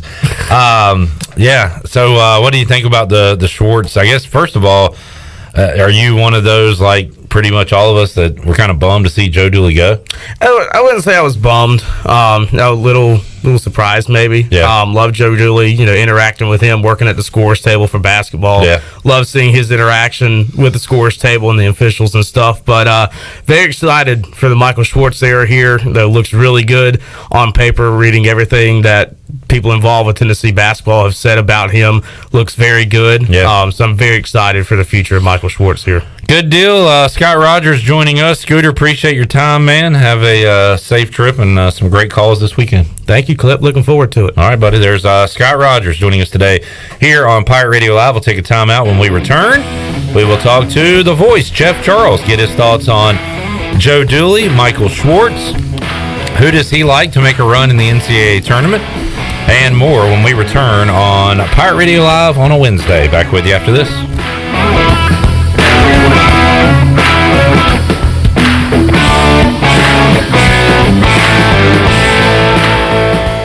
You've worked hard to make your business successful, and that's why it's really important to always have a bank in your corner when you need them. This is former ECU baseball player Ashley Capps from First Bank, and our experienced team of local bankers includes Lee Watson, Bonner Latham, Chris Richards, Josh Hooten, and Heath Nisbet. To get the business services that are right for your business today, come and see someone on our team at First Bank on Arlington Boulevard here in Greenville. First Bank, together with our customers, we're creating a world where individuals and communities thrive. Member FDIC, Equal Housing Lender. Temperatures are in the low 30s at 10 a.m., increasing sharply to 75 degrees by 1 p.m., and then dropping into the teens by 10 p.m. So before you go to work, put on some gloves, pack some shorts and a parka. That should cover you for the day. Your heating and cooling take a beating. Guarantee your system is ready when you need it. Call Delcor. Buy a new train system and make no payments until 2023. It's hard to stop a train. With inflation and high gas prices, you don't need another payment. So buy this month and make no payments until 2023. Delcor, the service professionals.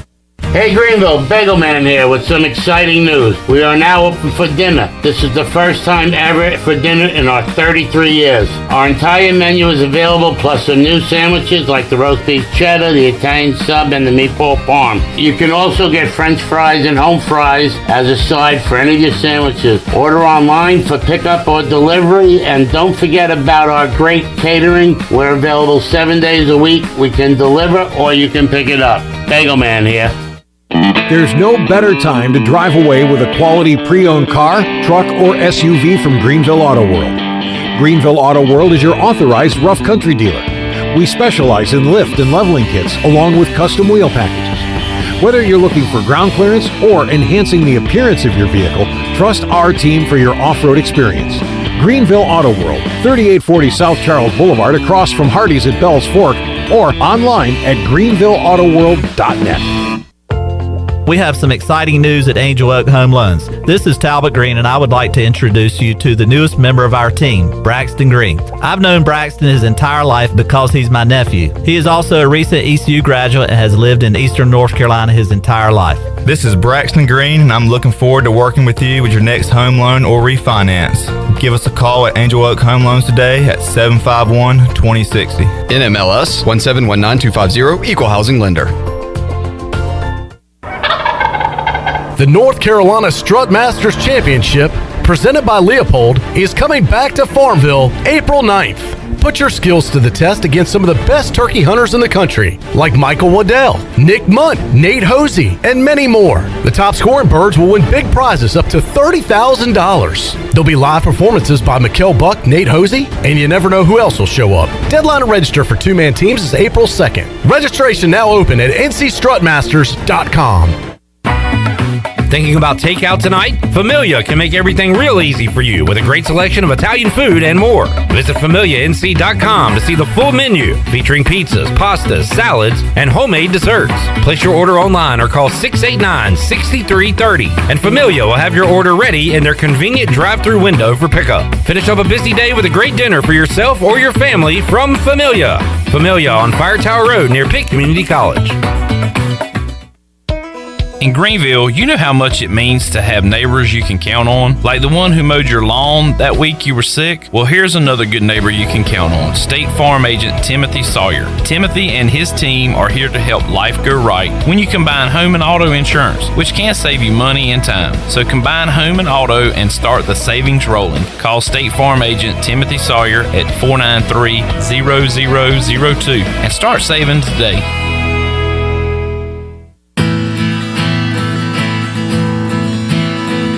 Yo, ho, you're listening to Pirate Radio.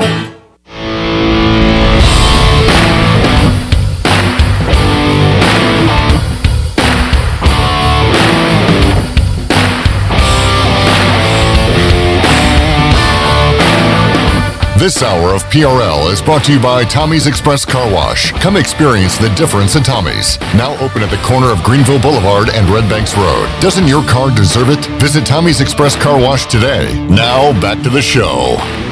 Welcome back. Villa Verde on 10th Street and Villa Verde Dos by the hospital are open for you, serving unique and healthy dishes from the Dominican Republic. You can order online at myvillaverde.com or the Villa Verde app.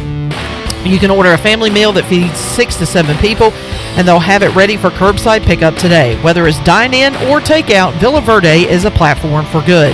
Now let's head back in to PRL. Here is your host, Clip Baron. All righty. A lot of introductions going on. We were watching the TV and saw Russell Wilson having his Broncos introductory press conference in that big, bright orange tie. That's going to be weird to see him in that uniform. And also, Michael Schwartz being introduced as the new basketball coach via Zoom. Got a Zoom press conference going on right now.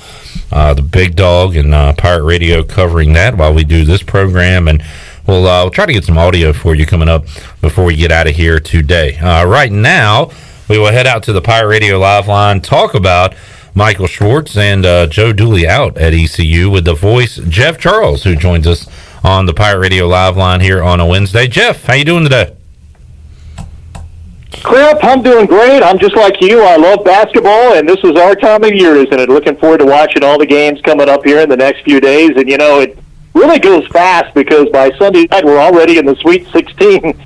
So, you know, it's really a fast-forward kind of thing here the next few days. You see a lot of teams, and then all of a sudden there aren't a whole lot left in 4 or 5 days. Yeah, Jeff, I got my next few days planned. I'm actually hitting the road going to my mother-in-law's on Thursday and coming back Sunday, and I've already made some compromises for my wife. Yeah, I'd be glad to drive the family up there as long as I can listen to basketball all day Thursday and Sunday, and I think I got that worked out, Jeff. So I'll be locked in via radio for most of the day Thursday, and then in front of a TV Friday and Saturday. And while we're on that topic, Jeff, are you calling all the games you do midweek and weekend, and with travel and everything, you don't get to watch a ton of live basketball like I and others do, but have you seen enough this year to look at a bracket, fill out a bracket, or know who you like in the Final Four? Who's standing at the end of this thing? That's a really good question, Clip, because there's such parity in college basketball. And I know who the number one seeds are, but I don't think any of them are invincible. I've watched Gonzaga twice this year from start to finish, and I think they're a very good basketball team, but I do think somebody could knock them off. Kansas is good. Arizona's good. Baylor had that great run. They've been down a little bit here, as we know, in the SEC tournament. Arizona, I think, is very good. But here's my dark horse, and it's not a total dark horse, Clip, to get to the Final Four, and I really think they would have a chance to win the whole thing, and that's Purdue. I really like Purdue because they have great size. They've got great guard play. It's a veteran team. They have their top 8 scorers back from last year. They've been through the rugged wars of the Big Ten. Matt Painter's an outstanding veteran coach. So that's kind of the team I'm looking at as my dark horse to get to the Final Four. And again, that's not like a mid-major team getting to the Final Four like we've seen in past years, because Purdue, of course, is well known. But they've not been to a Final Four, Clip, since 1980. It's been a long time. But they're good. They're really good. And I don't know nationally if a whole lot of people are talking about them that way, but I really like the Purdue Boilermakers. We love the upsets in March. I remember as a kid, Purdue was a number 1 seed, Jeff, and Western Carolina had them on the ropes. That was when they had the big dog, Glenn Robinson, in the early 90s. I remember that one, but Purdue was able to win that one over 16 seed Western Carolina. And I like the pick, Jeff, where we're seeing less and less kind of big men dominate basketball. They got 2 great big men, and they have maybe the best player in the country in Jaden Ivey. He is fun to watch. So I like the Boilers pick there, Jeff. Let's talk Pirate basketball. And voice, we had Joe Dooley on Monday, and just kind of talked about his ousting as East Carolina head coach, and he was not bitter. He's pulling for the Pirates moving forward and wants to see this thing succeed, but I know he wishes he was at the helm doing that for East Carolina. How about the news when you heard it, Jeff, or were you surprised to hear Joe Dooley was not returning? Well, I was surprised at the timing, Clip. I tell you what we were doing. I was coming back from Fort Worth, and we were on the bus at Minji's, got off the bus at Minji's at 4:45 on Friday, and all the players scattered, and we all got in our cars and took off out of the parking lot, and I saw Joe get off the bus with his bag, and I saw him go around the back of the bus, I assumed going to his car. And then I came home, and I turned on the Temple-Tulane game and got the news that Joe had been fired. And I'm like, I just saw the guy 45 minutes ago. Right. So the timing of it did surprise me. I know that there were issues this past year, and so I guess I'm not surprised as far as the decision is concerned, but I am surprised that it happened that quickly. But, Clip, we all have to move on. I just think it was a sad day in a lot of respects for a lot of different people, and my heart really goes out to Joe because he's been a friend for 30 years. I've known Joe since the first he came to East Carolina in the early 90s, and nobody worked harder. I mean, Joe Dooley gave it every ounce of blood, sweat, and tears that he has, and I've mentioned this to you on your show before. There were so many times when we were traveling that, for instance, we would be at Tulsa, and we'd play a game at Tulsa that night, and Joe would go back to the hotel somewhere else at another hotel near an airport, and the bus would actually go somewhere else, and sometimes I'm sitting on the bus with the other guys and saying, why are we pulling into this hotel? This is not the hotel that we're staying at, or we're on the way to the airport on a charter to come back, and they're dropping Joe off at this hotel. Well, oftentimes he would do that, and he would get up at 4:30, 5 o'clock the next morning and have a flight somewhere to Kansas to recruit junior college guys, and then stop in Illinois on the way home, and he would tell me, well, I'll be back for practice at 2 o'clock on Friday afternoon because we've got a home game on Saturday. I can't tell you how many times he did that. And so my point is, he just gave it everything he had. And when you see somebody who's working that hard, you want to see them rewarded. And unfortunately, Cliff, as we all know, it didn't happen, and we're getting ready now for another basketball coach. And I've been here 34 years. This will be my 9th basketball coach that I've worked with at ECU in 34 years. So you can do the math. You see how long basketball coaches last here. And we always are hopeful that the next guy is the guy that can bring some stability to the program. So we'll see. But it's a tough job. We've talked about that a number of times, Cliff, how difficult this job is. And going into next year is going to be a very difficult situation because you just don't know about the roster and who's going to return and who's going to be here. Going to have a brand-new coaching staff. And the 3 schools that East Carolina just absolutely cannot compete with anymore in basketball are still going to be in the league next year. And you've heard me mention this on the show before, Cliff, but of those 3, Cincinnati and Houston and UCF, East Carolina is 7-35 against those 3 schools since we've all been competing together in the American Athletic Conference. And you've got to play those 3 schools, of course, next year before they move on to the Big 12. So those are 6 games right there that, you've had a hard time beating those schools down through the years. So it's going to be another rebuild. I think everybody is pretty much in agreement with that.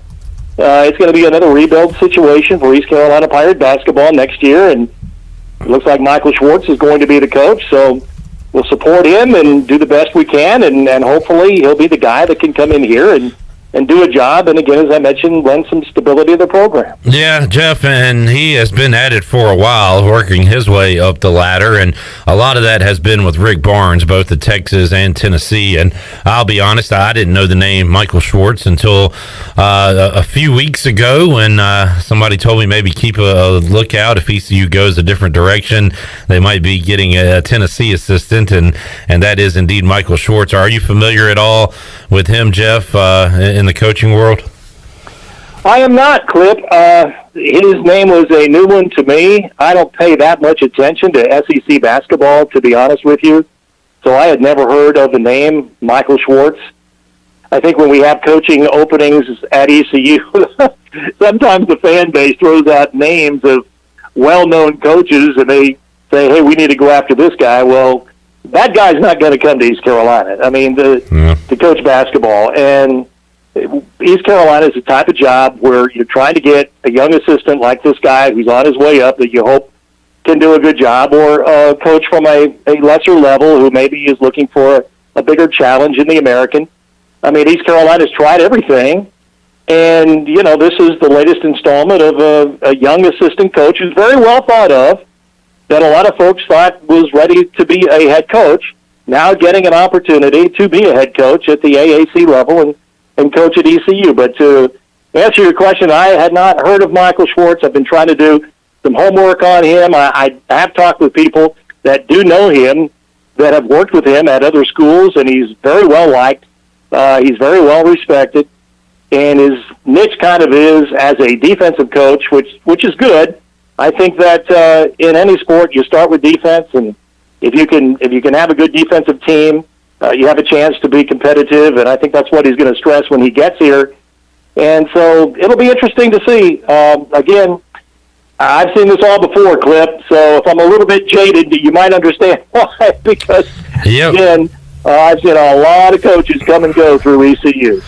No doubt, Jeff, and we always say you're kind of the one constant here at East Carolina when all the coaches roll through, and the players and the administration, and you've been the one constant there, calling all the action. Jeff, I was watching Furman and Chattanooga in their championship game, and Chattanooga hit a miracle shot to knock off Furman to win the conference championship and go to the tournament. And I've asked you this before, I'm sure, but refresh my memory.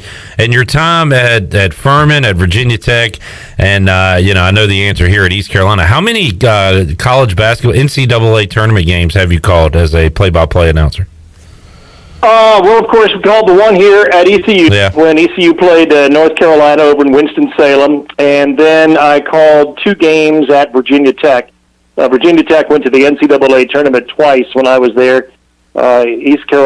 Virginia Tech played in Hartford, Connecticut one year, and played in Baton Rouge another year, played down there. So I guess you put a pencil to it. That's 3. Now, I've also broadcast University of Illinois games, Clip, back in the late 70s. Oh, okay. And they didn't go to the NCAA tournament, but they did go to the NIT and went to the Final Four at Madison Square Garden the one year that I was there. I did their games for 2 years. But that was a big deal then, right, Jeff? That was a huge deal. Yeah, it was a huge deal.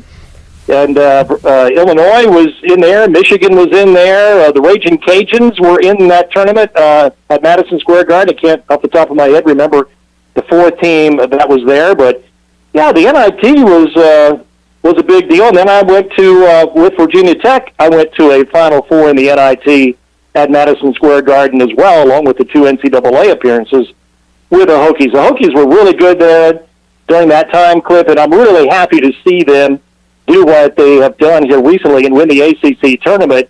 I really like that team, and I watched the entire championship game with Duke over the weekend. And, Coach Young is a terrific coach, and everybody you talk with in the coaching profession will tell you that Mike Young is a great coach, and he was a great coach at Wofford, and he's got 3 Wofford transfers on that Virginia Tech team, and they play major roles, and they are really good players. Yeah. And they go out there and beat Duke in the championship game. It's a great story, and I'm so happy to see Virginia Tech in the NCAA tournament. It's been a while since they have been in there, and they're a real fun team to watch. They play extremely hard. They've got guys who can shoot. They've got shooters on that team. They've got some good guys in the front court as well, and they've got a great fan base. If you saw that championship game in New York, there were a lot of Hokie fans that went to New York to support Virginia Tech. So they're going to be a fun team to watch in the tournament, and they're so well coached, and I think their kids play with an attitude, with an edge, and it'll be interesting to see if they can make a run here. Yes, sir. Looking forward to all the madness coming up. You can hear it right here on Pirate Radio all day, Thursday, Friday, Saturday, Sunday, and we'll have the, of course, Sweet 16, Elite 8 on to the Final Four and National Championship right here on Pirate Radio. Fun time of year, and for you, Jeff, you get to take a little break, hopefully, right? No games to call for a while. Yeah, no games to call. So, we'll take a little bit of a break here and get ready for football. Go to football practice here. Look forward to the spring game coming up on April the 9th. But then we'll hopefully get ready to go next fall.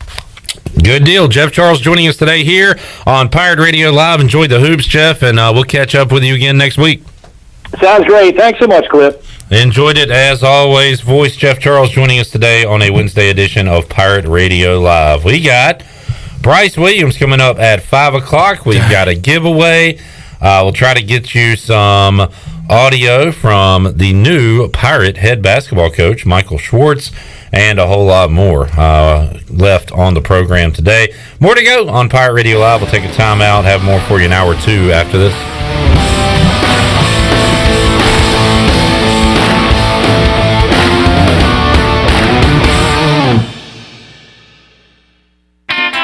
You know what happens when you mess with a 125-year-old legend? You get Topo Chico Hard Seltzer. Inspired by the legendary taste of Topo Chico mineral water and crafted with unique flavors like strawberry guava, tangy lemon lime, tropical mango, and exotic pineapple for a crisp, refreshing finish. Topo Chico Hard Seltzer is a game changer. New Topo Chico Hard Seltzer. Legends never stop refreshing. TC Hard Seltzer Company, Tempe, Arizona, Auburndale, Florida. Celebrate responsibly. I can't think of anyone who doesn't love a clean car, but how often do you actually go to the car wash? Does it take too long, or maybe it's just not a very nice place? Tommy's Express changes everything. Our wash is bright, inviting, clean, and fast. I love the flat conveyor belt. So easy to pull onto, much smoother ride, and safer for my car. And when you join Tommy Club, you can wash as often as you like for one low monthly price. I save money and time. We're Tommy's Express. At the corner of Greenville Boulevard and Red Banks Road, Greenville.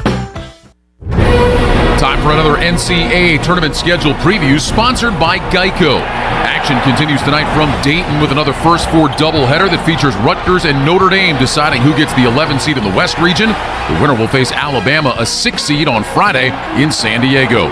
Tomorrow, wall-to-wall action gets started with 16 games from 4 different sites around the country. Follow all the games and scores with Westwood One's exclusive coverage of the NCAA tournament right here. Between business life, social life, and her best bud Loki, Beverly has a lot to focus on, especially while fighting Stargardt, a blinding retinal disease.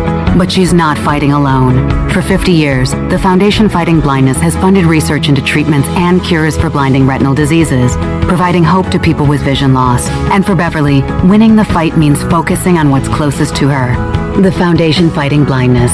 Together, we're winning. Help us end blinding diseases at fightingblindness.org. I'm Michael Vaughn with East Coast Grading and Utilities. Many of you know my dad, David Vaughn, and his work in putting in subdivisions all over Pirate Nation. But East Coast Grading and Utilities is not just for those type of big jobs. We're here for the homeowners. Whether it's concrete, driveways, hauling rock, or sand, whatever you need, East Coast Grading and Utilities can get the job done. Call us at 252-531-7494 or check us out on Facebook at East Coast Grading and Utilities. I'm Sam Jones, and for more than 3 generations, my folks have kept the fires burning for Eastern North Carolina Whole Hog Barbecue. At Sam Jones, you'll find our smokehouse pumping out wood-fired meats, cooked fresh every single day. There are no freezers at our place. Everything, and we mean everything, is made fresh daily, including our sides, sweets, and sauces. Stop in and see us, and I bet you'll be able to taste our passion in just one bite. At Sam Jones Barbecue, you'll find plenty of smoke, but no mirrors. We know that juicy, cheesy, grilled to perfection burger sounds amazing, but it does sound like something is missing. Pepsi, baby! The yin to this burger's yang. Burgers and Pepsi go together like burgers and Pepsi. This perfect blending of flavors makes every bite of lettuce, every sesame seed on the bun, and every sip of that crisp, refreshing, ice-cold cola a journey to Foodtopia. Burgers, better with Pepsi. That's what I like. Is that the sound of an ooey gooey cheesy crunchy slice of P-I-Z-Z-A? Obviously, but as good as that sounds, we think it can get even better. Oh yeah, that's the sound of a freshly opened fizz-filled Pepsi. The only thing that can take this flavor medley of crunchy dough, mouth-watering cheese, and savory sauce to the next level. How about another bite? Pepsi and pizza sound like a match made in heaven and taste even better. Pizza, better with Pepsi. That's what I like. This is Carson Wissenhunt, and you're listening to Pirate Radio, the voice of the Pirate Nation.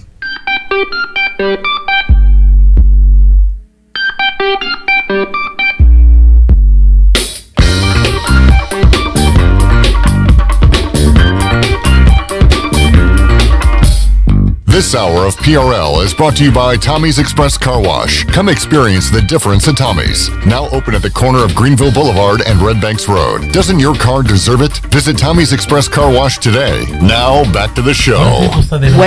Welcome back. You work hard for your money. At Carolina Wealth Management, we believe that your money should work hard for you. Do you know if it is? To learn more about your investment portfolio, go to mycarolinawealth.com to schedule a free consultation. That's mycarolinawealth.com. Now let's head back in to PRL. Here is your host, Clip Brock.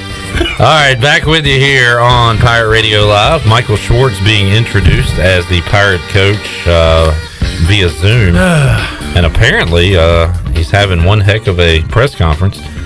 Stephen Igo said Schwartz's opening statement outlining his vision for the program and past relationships has been going on nearly 20 minutes now. Impressive individual.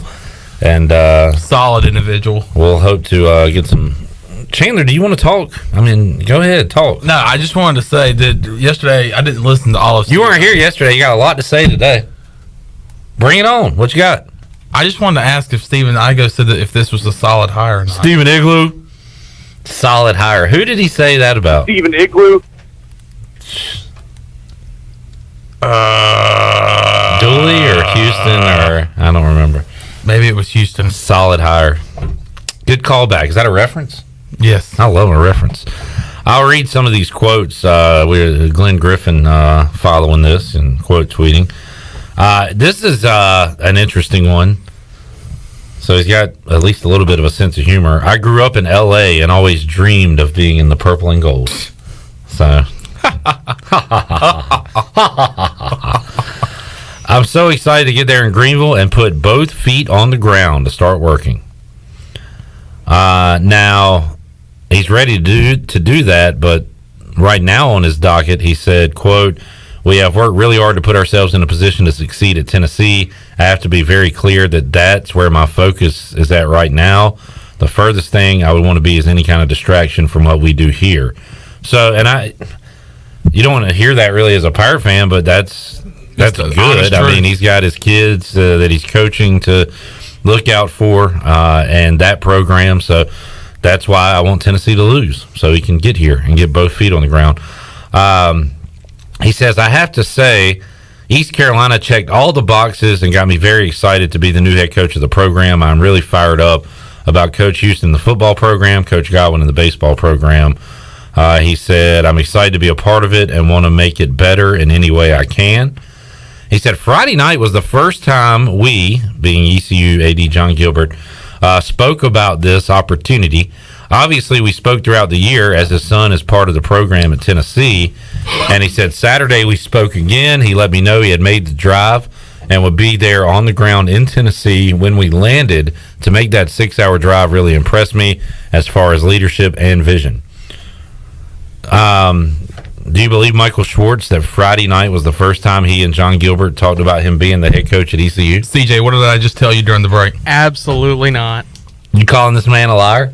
I ain't calling him a truther. I ain't calling you a truther. Drake and Josh reference right there. I didn't get the reference. I still thought it was funny. I ain't calling you a truther. Was that a reference? Nickelodeon show. This is me and Chandler thing clip. You can stay back there. This is a feisty dude, man. This punk. This young punk. Chandler, I know you heard him yesterday. What? What did I do yesterday? Getting feisty with me. All right, CJ. We can't Chandler. do this again. Nah, I can't do this. CJ, I have to say, he asked you a question. You were out at football practice. He asked you what was going on out there. You were the one that was feisty. Yeah.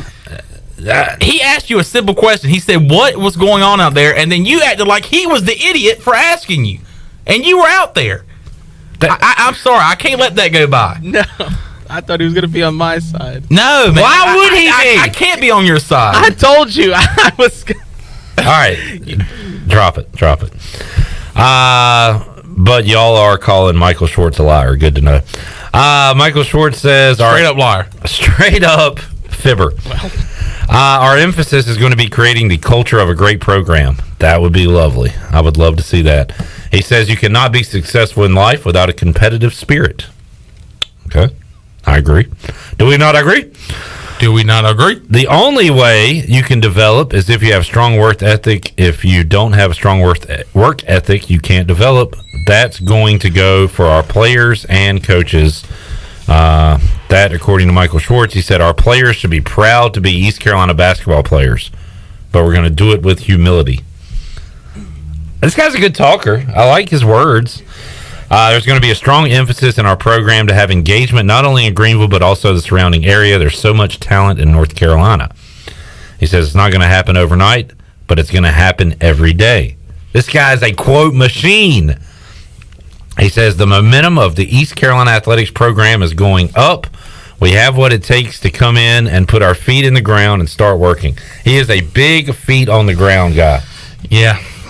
So, besides Nick Sirianni, has there ever been a bad introductory press conference?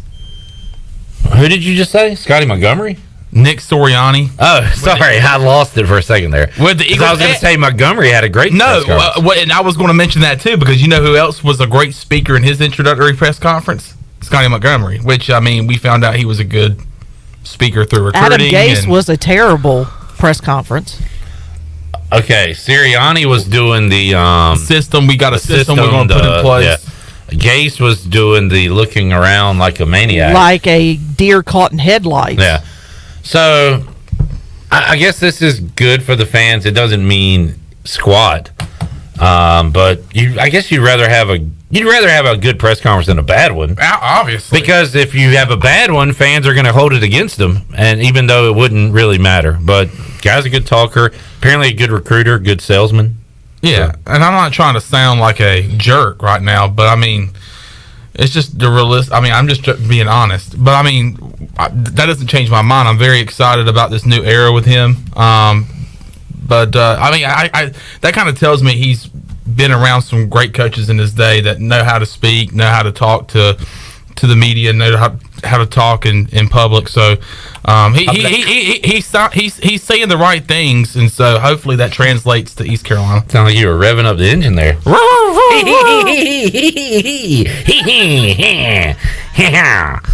Glad to have you back, Chandler. Okay. You're feisty, Clip. What was wrong with you yesterday? Oh man, I had some sort of bug, man. I felt bad, really bad. I don't want to get into detail. Little pukey action. Yeah. You good now? Yeah. Good to hear. I'm still having trouble eating things. Well, yeah, but I feel a lot better, than yesterday. Use this as an opportunity to go on a diet. Opportunity. Yeah, I knew he felt bad when I said, "Hey, do you want a Reese's cup?" And he was like, "No." Wow, Chandler and I went, turning "Whoa," down a Reese's cup. Because Chandler's my Reese's cup buddy, and for him to turn one down, I knew he did not feel good. Don't worry, Shirley. I'll be back. We'll be before you know it. We'll be back there eating Reese's cups. Y'all fatties eating Reese's over here. Look, I've embraced my shape that is round. Embrace the shape. Yes, I was at the Breakers. That's a great slogan, Shirley, for something. Embrace the shape. I like. mean, round is the shape. I'll join you on. In that some club. people say, "Oh, yeah, you should get in shape." Yeah, round is a shape. I've embraced it. Look at it, love it, live it. I mean, it looks like I swallowed a bowling ball, but it's all good. Hey, at least it wasn't the giant pumpkin, Charlie Brown. But I was at the Breaker today, and I fought through 6 boneless wings. Okay, I thought that was an odd choice. Great food selection, but coming off the bubble guts, you're going to go to the boneless wings. And what kind of wings? That could potentially. Were they spicy? Yeah. You are a moron, Chandler. Let's go, Chandler. You are a glutton for punishment. You're supposed to, when you have stomach issues like that, you're supposed to go with like a blander type of food. I was going to say, away from the grease, away from the heat, the spice especially. Yeah, spice especially. That stuff will crank that stuff right back up again. So far, so good, but... Chandler, you're an adventurous risk taker, and I think it's great. But I got to stick to my roots, folks, because I've always been a boneless, or not boneless, but like wing guy, whether it's traditional or boneless, but... Yeah. Yeah, and they have great ones there at the Breaker, Tiebreakers. Well, and there's no reason you should not enjoy them, but not the day after you've had issues. Yeah, you should have held out a day. I thought I would test the waters, and so far so good. Testing the waters? But now I could not eat but like 6 of them. How many did you order? 6. Oh. Former Pirate gunner Tony Parham, watched him in Minji's growing up, is checking us out, and Tony Parham says he won't say it, but I hope he does well and gets the support Joe didn't get. And my thought on that is, because clearly there were some things that were said or promised regarding the basketball program that did not come to fruition, that Joe Dooley didn't get. I'm thinking, and this is not fair to Joe Dooley, but I'm thinking if this is Gilbert's guy and Gilbert's hire, he's going to do all he can to give him the resources.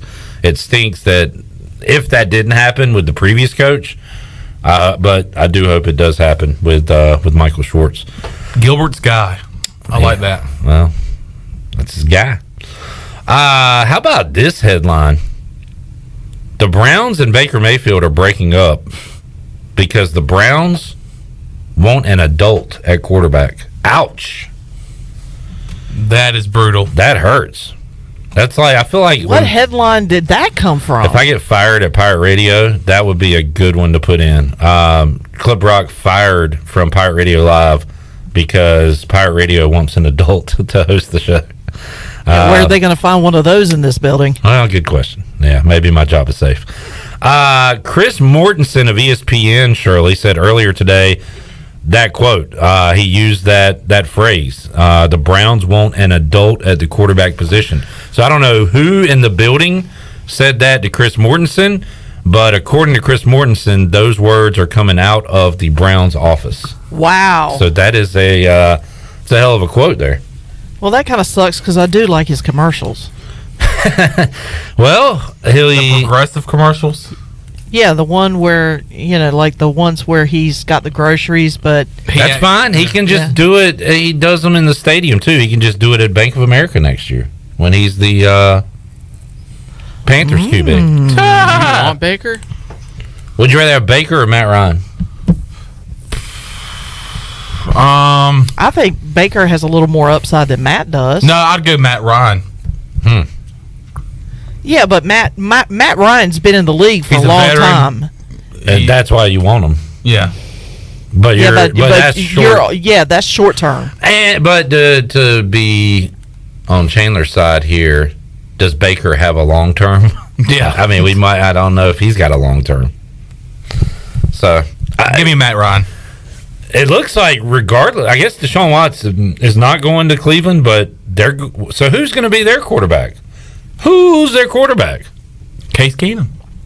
Is he on the roster? I think he's the backup. They can draft a guy? Man.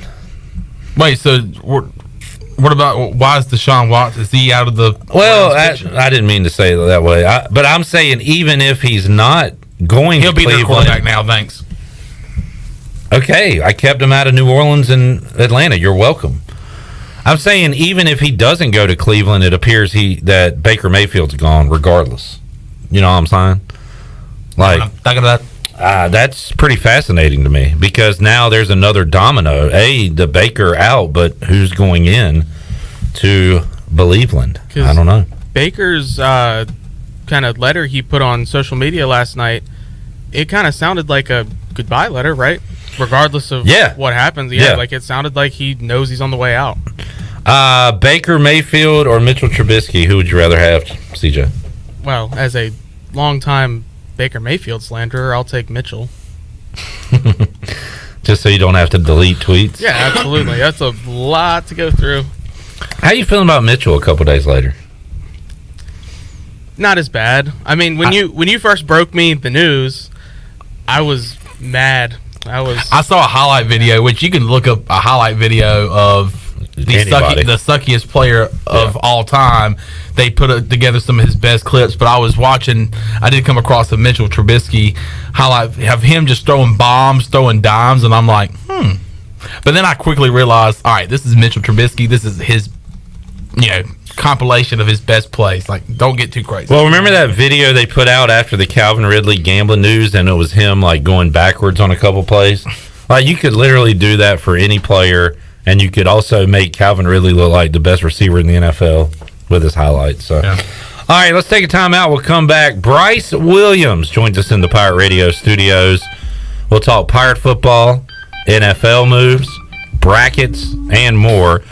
And we'll go Pirate Radio outdoors.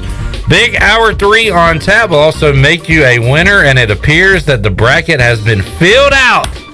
So we will go over Bryce's bracket when we return after this.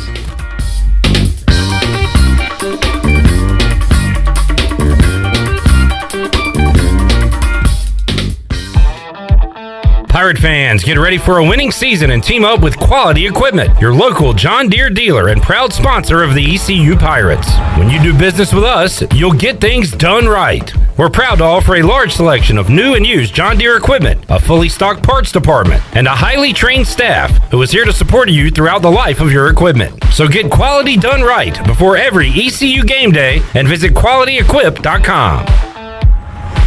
In studio with Jeff Stein from Brown & Wood. What's new, Jeff? You know, everybody's thinking we're having some inventory issues in the car business, which some of it's true. But the good news is, you know, we're getting vehicles from the factory every single week. So what the customer can do is come in, get an appraisal on their trade-in if they have one. They can pick a vehicle that's incoming and actually kind of build it how they want. And then when it gets here in the next 6 to 8 weeks, they're actually taking delivery of a new vehicle. Brown & Wood, your #1 dealership in Greenville and the home of the lifetime powertrain warranty. Pirate Fest, presented by Sup Dogs and Suddenlink, offers 2 days of piractical tomfoolery, including 150 vendors, food trucks, art demos, BMX, mermaids, and of course, pirates. Join us Friday, April 8th for an evening of entertainment, food trucks, and vendors. On Saturday, April 9th, enjoy BMX performances, sword fighting, and black powder demonstrations, and more. Finish off the day with a concert on the town common. For more information, visit piratefestnc.com. It's going to be argsome. The celebration is on. Save the date for Saturday, May 14th, as the town of Farmville celebrates 150 years with a black tie gala from 7 to 11 p.m. Music will be provided by the Raheem Walker Project, and dinner will be served. Tickets are $75 per person or $650 for a reserved table for 8. All proceeds benefit the Farmville Chamber of Commerce, and to purchase tickets, call 753-4671. Save the date and enjoy a night out on the town at the Farmville Black Tie Gala, Saturday, May 14th. Hey Pirate fans, Derek Pizzeni from Carolina Wealth Management. Are you a fiduciary? That's a question every investor should ask their advisor. A fiduciary is an individual who acts in the best interest of a particular person or beneficiary. Is your advisor a fiduciary? You should know it's your money. At Carolina Wealth Management, we do things differently from other investment firms. To learn more about the benefits of working with a fiduciary advisor, visit mycarolinawealth.com. That's mycarolinawealth.com. Pirate fans, the 2022 football season is going to be one for the record books. East Carolina is coming off a 7-win bowl season, and 2022 is shaping up to be even better. The Pirates need you to pack Dowdy-Ficklin Stadium this fall with a great home slate that includes in-state rival North Carolina State. The American Conference schedule features home games against UCF, Memphis, Houston, and Navy. Season tickets are on sale for as low as $125. Get your tickets today by visiting ECUPirates.com. If you love the food at Villa Verde, and hey, who doesn't? Now Villa Verde makes it even easier for you to order takeout. Tell us about it, Jay. If you go to myvillaverde.com, you can order online, and we'll have it ready for you to go. Plus, you can pick it up at either one of our locations. No waiting in line to pay, and no waiting at all. Just pick it up and go. With online ordering from myvillaverde.com or from our mobile app, plus even from our Facebook page. Villa Verde, with 2 Greenville locations to serve you. Villa Verde, a platform for good. Your first stop for shopping is at Shimmer Boutique. This is Ashley from Shimmer. We are fully stocked with the latest apparel, shoes, and accessories and more. If you need gift ideas or some shopping therapy for yourself, stop by today. Looking for the hottest shoes on the market? Shimmer has the biggest selection of Hey Dudes anywhere. Shimmer has the newest Yeti products and colors. Want this year's most popular bag? Shimmer has a great selection of all your bog bag needs and accessories. Shimmer in Greenville, Winterville, and Jacksonville. This is Pirate Radio, WGHB Farmville, 1250 and 92.7 FM Greenville, WDLX Washington, 930 and 104.1 FM Washington.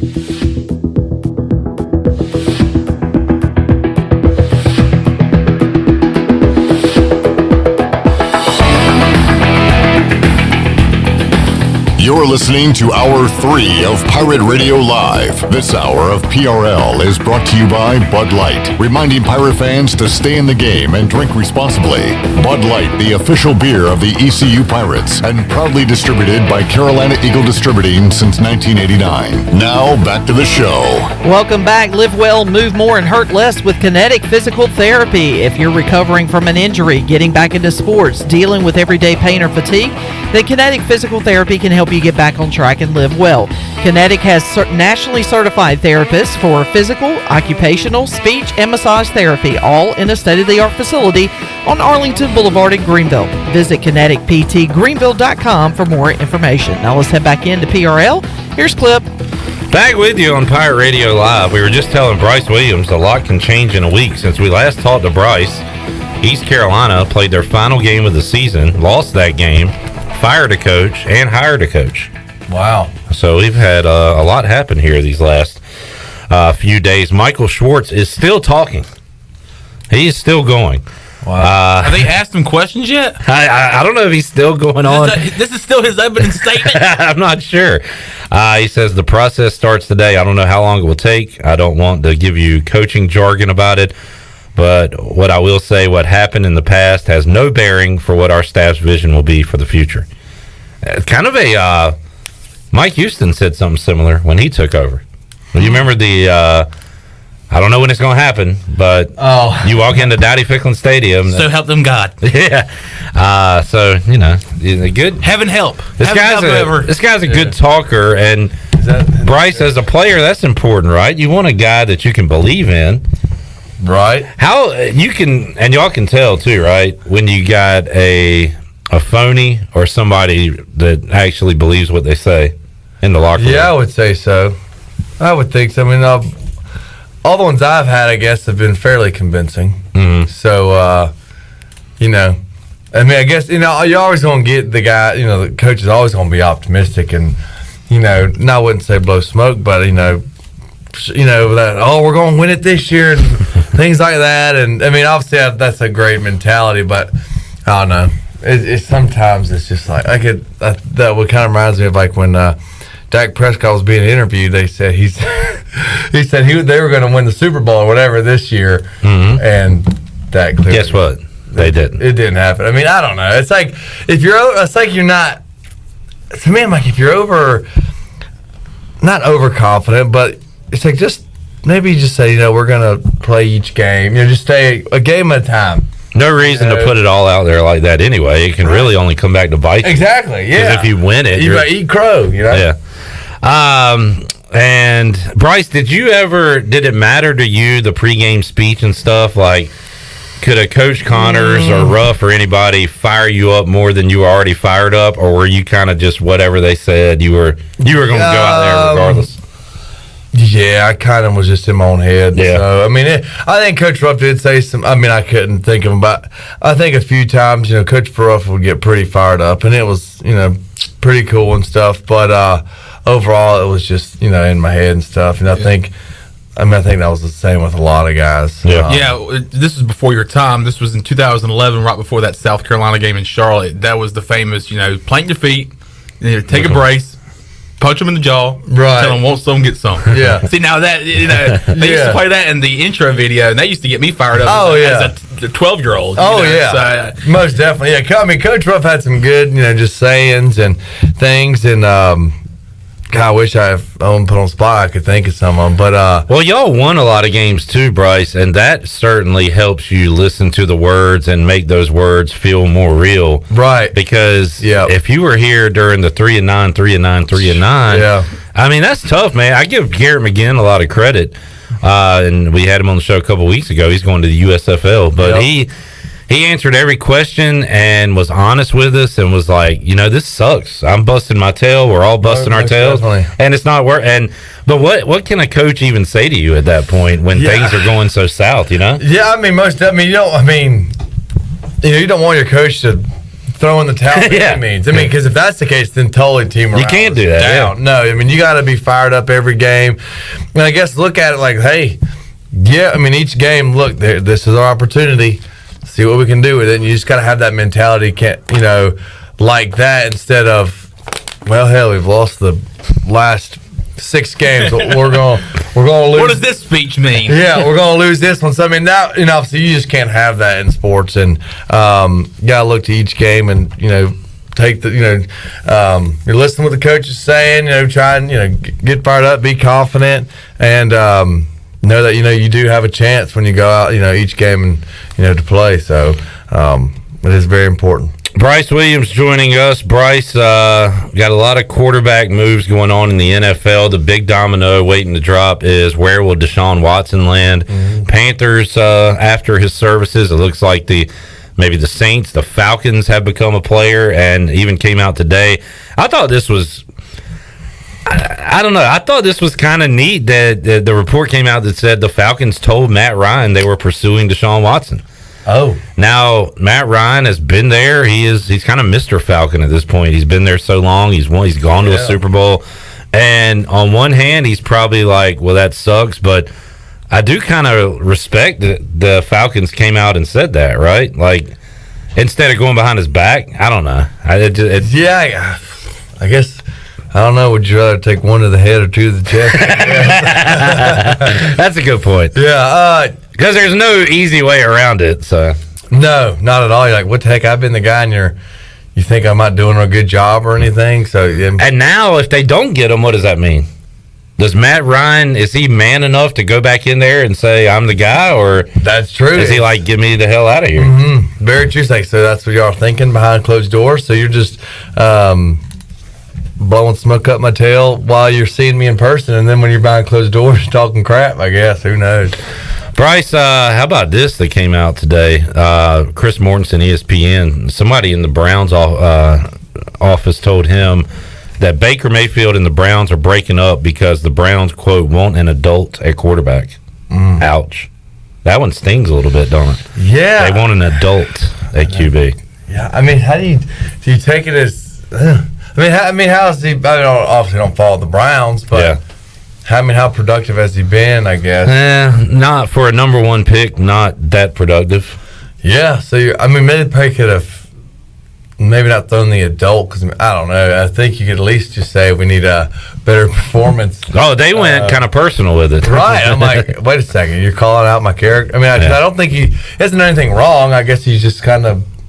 Yeah, I don't know what that comment actually means. Last night he came out with a statement. So this has been, apparently he's definitely done, because he came out with I don't know what's going to happen, but I love my time here in Cleveland. Yeah. Kind of like a goodbye while he's still on the roster. So strange stuff. Is there, I guess, would you think he has enough weight that it's like, y'all liking me or whatever, peace out. It could say, fine, I'll find someone else. He could find another job, but yeah, he is probably a top 22 quarterback in the there's not a lot of teams out there. I mean, the Panthers could be one where he could go. Right. The Saints, maybe. Could that post yesterday be part of his childish ways of trying to get attention? Did they look at that and say, why did you do that? Yeah, and because he could have simply waited for a final decision to be made to post that. I don't know. Instead, he posts that when they're still trying to get talks. He could still potentially be the quarterback for the Browns next year, and he's posting that. So, I mean, that just could be an example of his, childish ways. Very true. It is kind of interesting, too, that we look at Odell, and for good reason, as the child. I always go back to him, a hilarious moment in a loss to the Redskins where he's on the sidelines hitting the kicking net, and the kicking net comes down. That was hilarious. Great moment.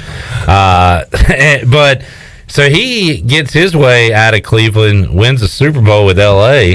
Very childish there too, because it's like in Pop Warner, you got a dad that, hey, you ain't giving the ball to my son. His dad made a mixtape of all the Baker Mayfield bad throws and put it out online. Jeez. So maybe we don't owe Odell an apology, but it is interesting that Cleveland is saying that Baker Mayfield is acting like a child. So I don't know. Jarvis Landry's gone. It looks like the Browns are the Browns. We thought they were kind of onto something here, and now it's all going to break up. So back to square one with them. Goodness gracious. Shirley, let's hit a little Mike Houston and talk a little Pirate football with Bryce here in segment number 1 of hour 3. Hit us back to those opening comments again from yesterday's first spring practice. All right, I would say an enthusiastic day 1. Had great weather. I mean, gosh. I wished every day was going to be like that. I've had a couple of recruits out there at practice. I told them, I said, every day was like this at East Carolina, mid-70s, and perfect weather. But good weather, good energy. Everything wasn't perfect, okay, but there's a lot of good stuff out there. Especially, you watch our top units, and they look a lot like what you want them to be day one. So it's in helmets. You don't have the contact piece put in there, but it was good to be back out there and good to get started. So we'll be back at it on Thursday. One thing we talked about a lot yesterday, Bryce, when Mike Houston got here, he said, we got to learn how to practice. That was a very concerning comment to Pirate fans. Like, this rebuild is going to take a little while. That is long in the past now. He's got a veteran team, a veteran QB. He's got 2 running backs that we can depend on and trust. Some guys, veterans all over the field. And learning how to practice is not a thing anymore. It's let's get to work day one, and that I don't know. As a fan, that makes me happy and makes me look forward to this season. It sounds like they are kind of firing on all cylinders very early on in the process. Oh yeah. When the coach has to make the comment, we got to learn how to practice. That, like you said, that is a little. Not a good feeling, I guess the word just left me. But now that the fact that we have the veteran status of the team and guys that have had plenty of game reps, and I could just regurgitate what you said. As far as our quarterbacks, our tight ends are starting to look well. From last year, I'd say they established themselves well. Holton, obviously coming back. So is this his 6th year? It's. I think it's his 5th. So, 2018 was his freshman year. Well, I 18, thought 19, it might 20, have been 21, 22. 7. Because he took the COVID year. I don't know. I'm very curious. But he's, obviously established, obviously comfortable playing in, game situations. We saw him towards the end of the year, obviously, get more comfortable, a little more decisive. So hopefully he carries how he finished the year this year or last year, into this year. And, with the guys that we've seen play, them coming back, most of them, we just have to turn out a good season. And when you're not when the coaches aren't happy with where they're practicing, it's not a good feeling. Typically there's consequences like that. Just good reprimanding, I guess. Clip he mentioned earlier in the show, we were listening to these comments from Mike Houston and talking about, in regards to not having to learn about practice anymore. You do have a lot of that veteran leadership on this team now, and you also have a lot of young guys too coming in, which can take off a lot of pressure of the coaches trying to teach those guys. Those veteran guys can teach those younger guys of how things work here. Were you ever in that position here in East Carolina? I think a few times, like you're saying, how coaches don't really have so much worry about teaching the young guys technique, or if the young guys have questions, they can go to an older guy who's been in those situations and maybe help with technique, and even having that collaboration, without having to go to a coach, for that help, is I think definitely a big deal for the guys. I would say, I remember Zico Pursuit, he would just kind of little things here and there, Justin Jones, when I was behind him, they would give little pointers here and there, and do just enough for you not to take their spot. Exactly. And it is comforting when you have an older guy, when you're coming in as a freshman or sophomore and you got a senior willing to chat with you and give you some pointers. I think it definitely brings camaraderie to the team in those aspects. Well, I just thinking about it, Bryce, and I don't know if you remember the feelings of 2014 and 15, but like 2014, it's Hardy, Carden, the veteran team, Riley's here. I got to imagine y'all stepped out there day one of spring ball and it was like 100 miles an hour. Oh, yeah. God. 2015, Binkert just went, or he had not gone down yet. So I guess he's the guy during spring. The spring. Did Binkert leave before spring? No, he left in the fall. Because he played Virginia Tech that following year. Virginia. Yeah. No, he didn't leave Ruff's year. He left Scotty's first year. Scotty's first year. Not Binkert. I didn't have Binkert my senior year. Yeah, because he was hurt. But he was here. He was here. He was hurt. Really? I thought because he leaves Scotty Moe's first year, and then I think that's right, isn't it? No, because if he would have been at ECU, he would have been the starter my senior year. But he was hurt. He got hurt right before the season started. He tore his and ACL. y'all had to go to Kemp Summers. Remember, he tore his ACL in fall camp. I guess. Bryce thought he just left? I thought he left. Bryce has never liked the guy because he thought he left him.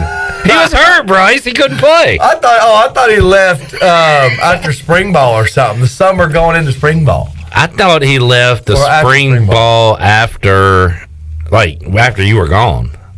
Like he was healthy and going to play after you were gone, and then left. I remember this wrong. I know he wasn't there. Yes, he wasn't there for my. He fall gets season. healthy. Bryce, I know he was hurt. He tore his ACL. You're saying like he wasn't even around. He wasn't even around. I swear. Because I don't remember him being there at all. Okay. In the fall. All right. Well, either way, my point is, I'm curious. I gotta. With Riley gone and Carden, your quarterback gone, 14 and 15 going into those years had to feel different, is what I'm saying. For sure. Our 12, the 13, because I came 12. We made it to a bowl. 13. And 13 Carden was already an established starter. At that point. So even 13 and 14, and that was my first year playing. But yeah, it was just like, a second nature. I mean, we'd go, just nothing. There was just nothing felt uncomfortable at all in any aspect, of our offense, I think, and of our defense. I mean, we would just go in there, know we're going to, had the mentality, know we're going to win. There was no hesitation, during the games. It was just firing on all cylinders, and it was great. And then in 15, you were fired up because you were told you were going to get 15 targets a game. Oh, yeah. I was going to get that gun thrown to nonstop, touchdown. Oh, remember, I tell you what. That made me I was getting so ill towards that end of that season. All right. Maybe one day we'll tell that whole saga. Yeah. That'll be in the Bryce Williams book. Jeez. But right now, when we return, I want to hear about Bryce Williams' bracket. And he's got it filled out. I'll tell you what. And we will hear what that is. We'll go Pirate Radio Outdoors, and we'll make you a winner when we return on Pirate Radio Live. We're back with you after this.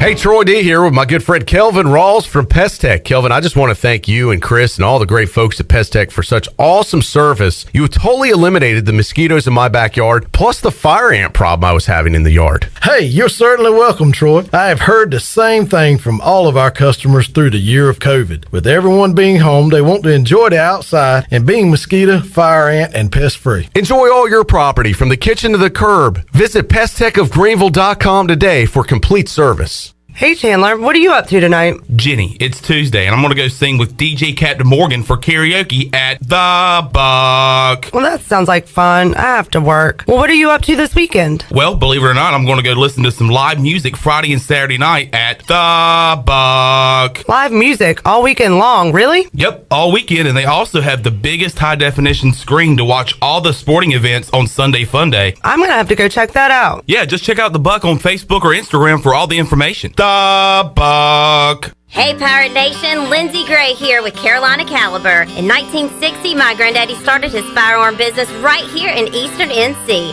Still family owned and operated, we have the area's largest selection for outdoor shooting sports and accessories and are one of the nation's top firearm dealers. At Carolina Caliber, we have everything you need from hunting, home defense, and personal protection, including a wide variety for ladies and youth. We buy, sell, and trade. It's a time-honored tradition. Visit us at Carolina Caliber on Fire Tower Road in Winterville.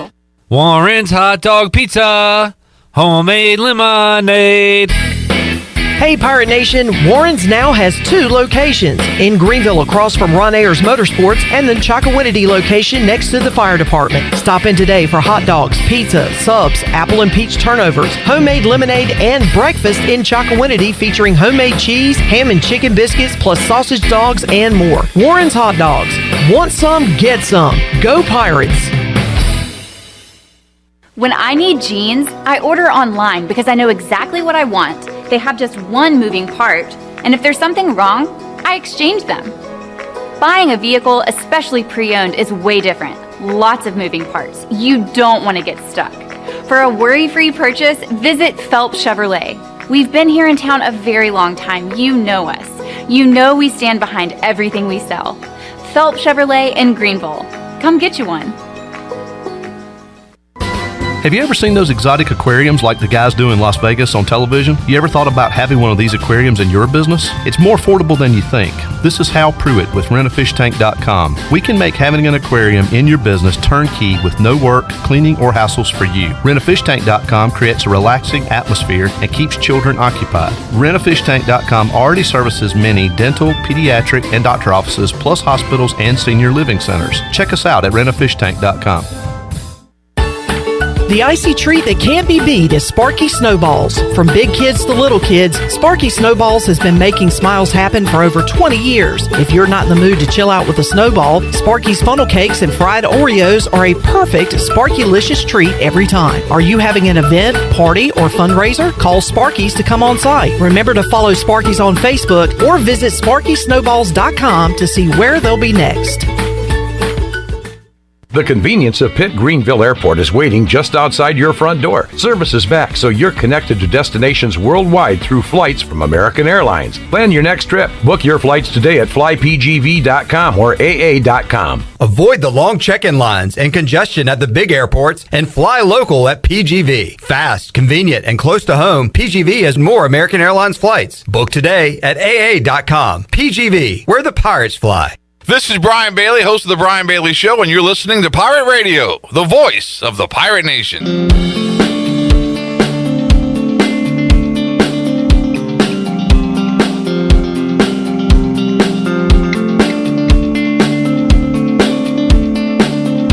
You're listening to Hour 3 of Pirate Radio Live. This hour of PRL is brought to you by Bud Light, reminding pirate fans to stay in the game and drink responsibly. Bud Light, the official beer of the ECU Pirates, and proudly distributed by Carolina Eagle Distributing since 1989. Now, back to the show. Welcome back. St. Patrick's Day is tomorrow, and there's no better way to celebrate than with your friends at Christie's Euro Pub. Tomorrow, Christie's Euro Pub on Jarvis Street in Greenville will have a full day of fun starting at noon. And as always, Christie's will have awesome food and drinks for you to enjoy, along with live music from the Still Shakers. For more information, check out Christie's Euro Pub on Facebook, Twitter, and Instagram, or you can visit them online at christieseuropub.com. Now let's head back in to Pirate Radio Live. Here is your host, Clip Brock. Back with you on Pirate Radio Live. Your guy Bryce turned me on to this guy that does these video breakdowns that are hilarious. And, John Boy? No, he does football games, but now he's gotten into some basketball. But I saw he's doing some throwback games. He did the Panthers Broncos Super Bowl. Yeah. I didn't want to show Chandler because that's not a good game for him. Please don't. But hilarious stuff. He talked a lot about Cam should have dove on the ball. Yeah. Just like, anyway, you got to go see it for yourself. Good stuff. Just like your mom. All right, Brycey Brackets is here. Yes, sir. I can't wait for you to unveil this. Yeah, I was like, Troy's gonna beat me down because last year he didn't make me feel too good about my bracket. Well, he's in here too. I've seen some, and we don't know what's gonna happen. You but don't know. You have got some gutsy picks here. You know, just go off of instinct, favoritism. Did you ask anyone for help? You know, normally I should have asked my older brother because he obviously is a huge basketball fan. I think I did like this yesterday morning or evening or something. I wish I would have called him because he probably would have maybe make some better decisions. But hey, I did this solely on my own, off the cuff. We'll see where instinct takes me. Well, I'll just pick out a few places to start. All right. Let's start down here, Bryce, in the East. You got a big first round upset. Yeah, oh yeah. Purdue is looked at as a team that could potentially win it all. Two great big men, maybe the best player in the country in Jaden Ivey. But you have the book smart kids from Yale upsetting them. You know, see, if I would have talked to you before that, knowing that they're in the run still win it all, may have gone a little better. But hey, this was all by my lonesome. I was just all alone. Saying, let's do my best. That sounds kind of sad. It was like taking SAT without studying. Yeah. They're smart people. If you play smart, you have a good chance of winning. They might stay out of foul trouble. They know it's a foul. They know it's going to be called. I'm sure they've done a heck of a job with film. They know who to attack. They know where the pressure points are. I've got Yale. They'll be mentally prepared. They will be mentally prepared. You know they're going to know. They might even know the play calls. I think I have Yale. Fingers. I think I have Yale in the first round. It's a trend. You're dang right. Now, then you have Yale beating Virginia Tech. I did. Then you have Yale beating Murray State. Wait a minute. Beat Kentucky. Do I see this? Yale is in the Elite Eight. In the Elite Eight? But they're smart. I did Virginia Tech because I'm obviously... They're smart. I don't like Virginia Tech. Well, I do like them that they beat Duke, so that is kind of cool, which I probably should. I hesitated there, but I said, nah. I'm glad you brought that up because Red Beer brings up a great question. I can't believe this wasn't the first question. How long did it take for you to fill out your bracket? Probably 10 minutes. Really? I mean, I was just going bam. I was just going good. Gut. I'm proud of it. Bam. I'm proud of it. Yeah. So not long. But, Virginia Tech can't pull for a Hokie. I'm like, not them me. Turkey tears. Them turkey tears. I don't want to see them. So, what did he do? But, so I got Yale beating Virginia Tech. And I'm not going Virginia Tech. Another team you really like in this tournament. I've watched San Diego State a few times. They are a really good defensive team. They struggle shooting the ball. I think they can play enough defense to get by Creighton, but I wouldn't be surprised if Creighton beats San Diego State. You have Creighton winning that game. You have Creighton beating Kansas. You have Creighton beating Iowa. You have Creighton beating Auburn. And you have the Blue Jays beating Villanova. You have Creighton in the national championship. Why? I mean, so I always remember seeing them in the tournament. I said, you know what? Hey, underdogs. It's happened before. Yeah, they win a game or two. Did you do this for Jeff Lebo? Jeff Lebo, a national champion? He has a son. Well, and he has a son named Creighton. And they're playing North Carolina, who he's on the coaching staff of right now. And his son Creighton, I believe, plays at Carolina. It's all coming together. This is weird. This is all coming full circle here. So I got Creighton and Kansas. I was like, nah. I heard about Kansas. Roy Williams came from Kansas. I don't like Kansas. Iowa, I was thinking, Iowa basketball. I didn't sure. I said, I don't hear Iowa in the NCAA tournament. At least I don't think I have. I go Creighton. All right. And then Auburn, I was like, football school, right? Exactly. So then I knew Auburn was like number 1 or whatever they were ranked in the country. And they were. Yeah. And I was like Miami, but I was like, I like Miami over that. But Auburn, LSU, golf's the big football rivalry there. I just said, you know what? What if? What if? That's what this tournament's Creighton all about. is saying, want some, get some. Some other upsets Bryce has. He has TCU knocking off Arizona, TCU knocking off Illinois, and getting to the Elite Eight. You have, I like that. You got Arkansas beating Gonzaga. I got that one, Bryce. I don't like that. Let's get them out of here. Why the affection for Davidson College? You have them in the Final Four. I guess because they ended up going to Duke. And you were going to pick against Duke. And I'm picking against Duke. And then Alabama, I get kind of sick of Alabama. Yeah. So I went Davidson. And then I probably honestly, I should have gone Arkansas to over Davidson. Well, it's too late now. Yeah. So, it's all just emotional attachments. Okay. I mean, disattachments. And Bryce's champion is North Carolina, and he's actually got a good reason for that. You said you've only watched one college basketball game this year, Bryce. What game was that? It was the Carolina Duke game on Krzyzewski's last game, and they rained on his parade. And I said, heck. So you can literally truthfully say, the best college basketball team you've seen this year is North Carolina. Yeah. Because they won that one game that you saw. Exactly. So, all right. And look, Bryce, anything in college basketball can happen in this month. And what is this month, you might ask? This is March. Exactly. And I saw something on it. I saw something. I thought of you, And that's wait a minute. Chandler did not create this, so don't be giving him credit. This is the first time I've heard it. So hey, Chandler created This Is March. Bryce, I'm going to make a prediction. I think you're going to finish last. Dang it! Mostly facts are facts. I think Yale's going to hurt you. Yale's probably going to. Now, if they upset Purdue, that would be huge, and I'll give you all the credit in the world. I just don't see them making this run this far. Sometimes I think going, like you said, when you show favoritism or emotional attachment, it kind of bites you in the butt. And TCU, obviously, they have Jesus on their side, so you can't. Exactly. You got to pick them to win. So I like your reasoning here. I mean, I've got, I could break it down, but am I a fool? Maybe. Nah.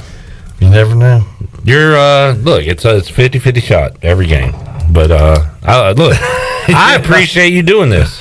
Hey, I know. I say no, I'm gonna do it this year. On time. Don't let Shirley cuss you out though. Please write your name at the top of your page. Goodness Shirley will get on you about that. Woo. Well, all you gotta look is the foolish pick. All you gotta see is Creighton in the national championship, and we know who it is. I tell you what, if I put $1 on Creighton, who knows how much I could win.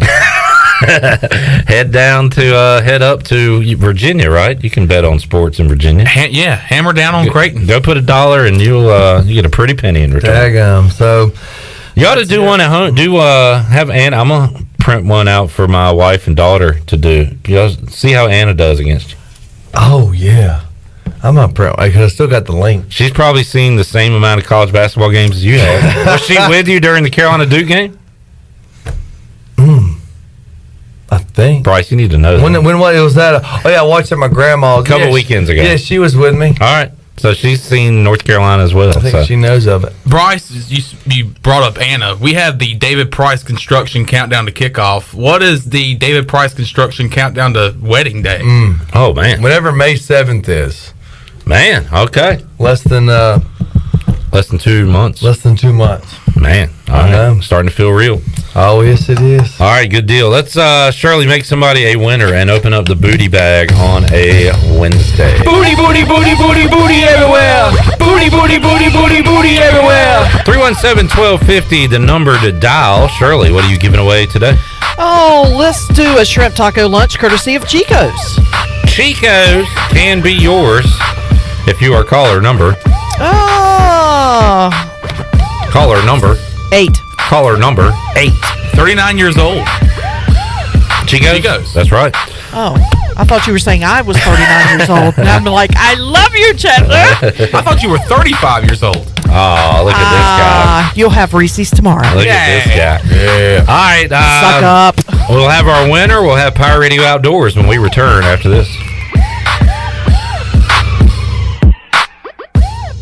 Come celebrate Daylight Savings Time, St. Patrick's Day, and the arrival of spring with the ultimate Bon Jovi tribute band, Slippery When Wet. It's my life, it's now or never. Performing for one night only at the State Theater in Greenville, Saturday, March 19th. Advance tickets just $10, $14 at the door, with balcony seating $20 in advance and $25 the day of. Get tickets at statetheaternc.com. Slippery When Wet, Saturday, March 19th in Greenville. $10 advance tickets at statetheaternc.com. You know what happens when you mess with a 125-year-old legend? You get Topo Chico Hard Seltzer. Inspired by the legendary taste of Topo Chico mineral water and crafted with unique flavors like strawberry guava, tangy lemon lime, tropical mango, and exotic pineapple for a crisp, refreshing finish. Topo Chico Hard Seltzer is a game changer. New Topo Chico Hard Seltzer. Legends never stop refreshing. TC Hard Seltzer Company, Tempe, Arizona, Auburndale, Florida. Celebrate responsibly.